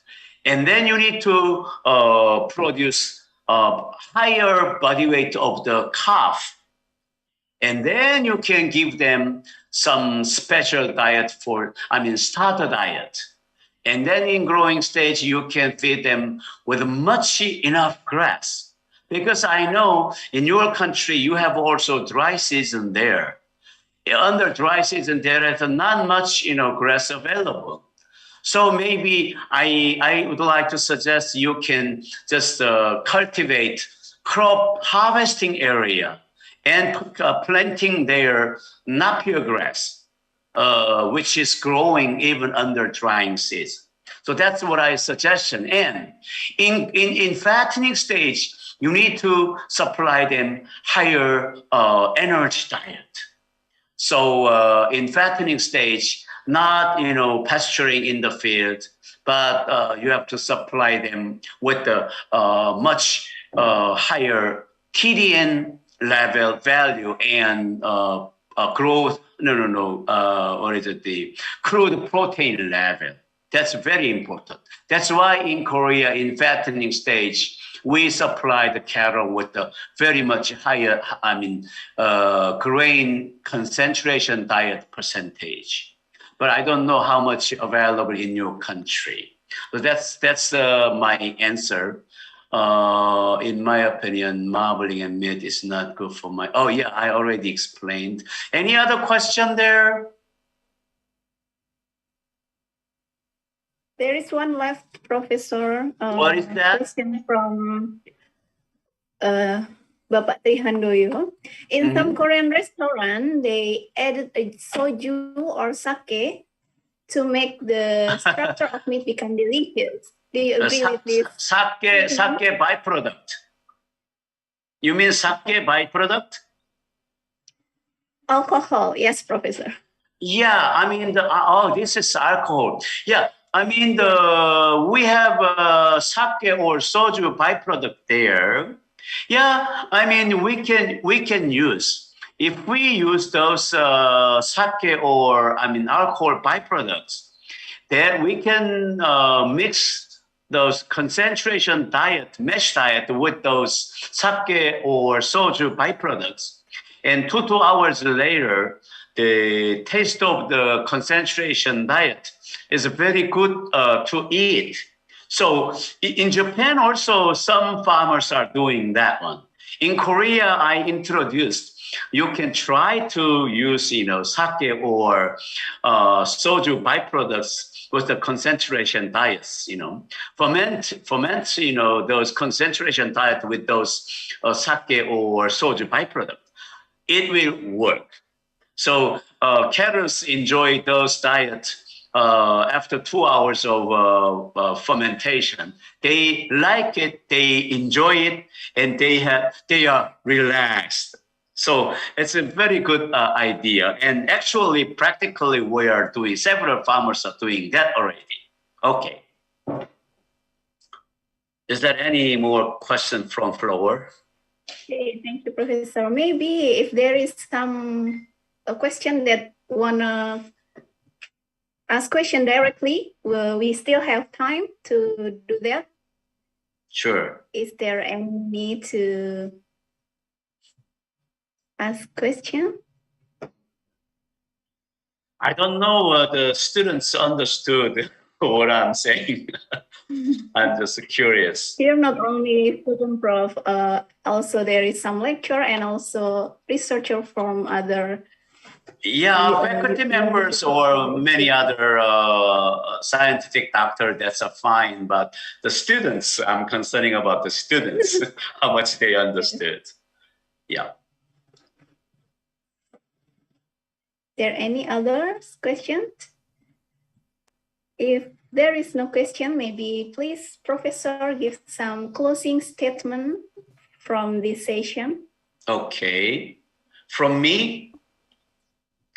Yeah, I would like to thank you so much, Terima kasih. Yeah, I'm very happy to have this kind of chance to share my research data. I mean, especially amino acid effect is very, very recent data. I didn't still publish this data yet. So pretty soon I will publish this data soon. But anyway, I hope to go to Jimber someday, and I would like to visit cattle production farmers, and then how to increase their productivity in your condition. So to maximize their body size and body weight to slaughter. I don't know how much body weight do they have. Around 600?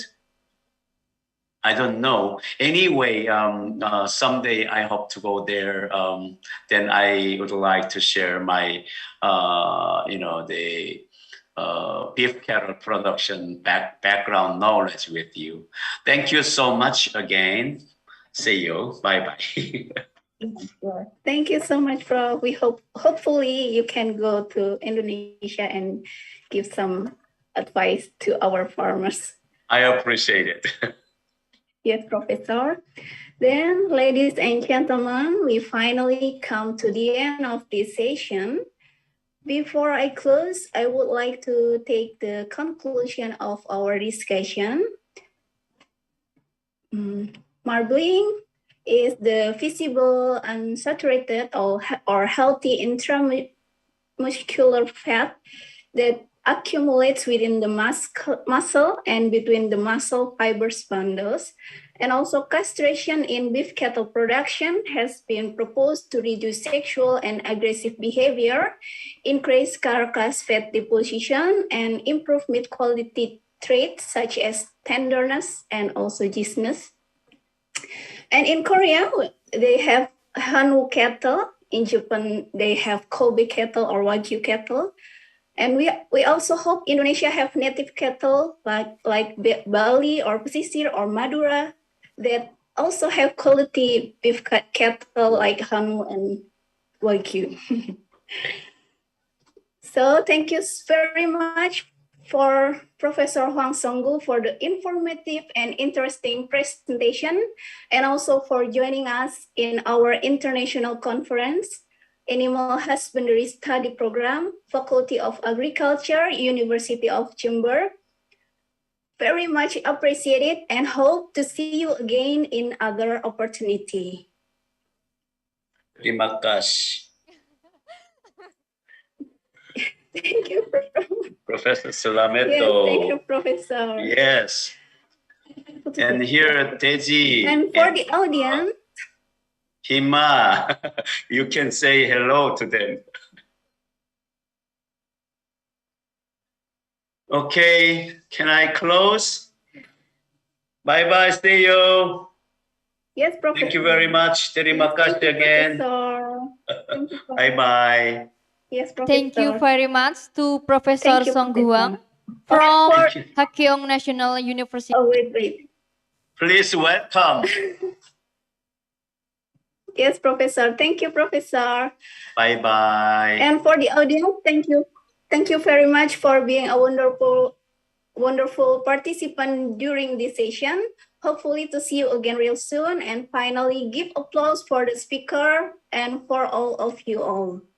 I am Listia Purnamasari. Sincerely apologize if I have any mistake in moderating this session. Thank you so much. Wassalamualaikum warahmatullahi wabarakatuh. Waalaikumsalam warahmatullahi wabarakatuh.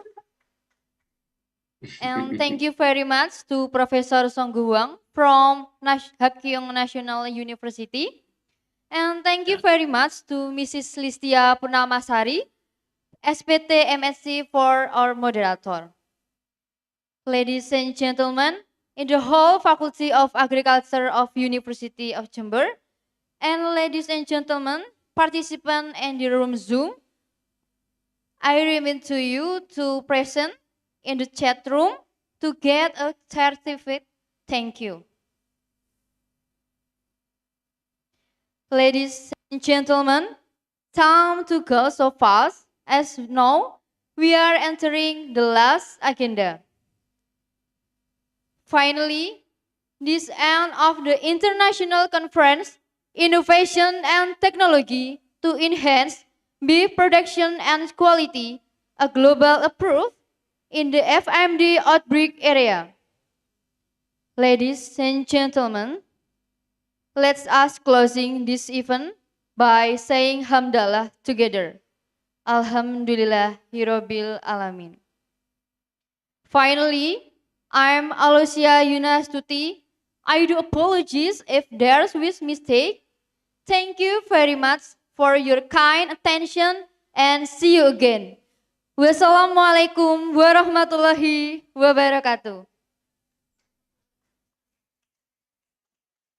Bye-bye. Thank you very much again.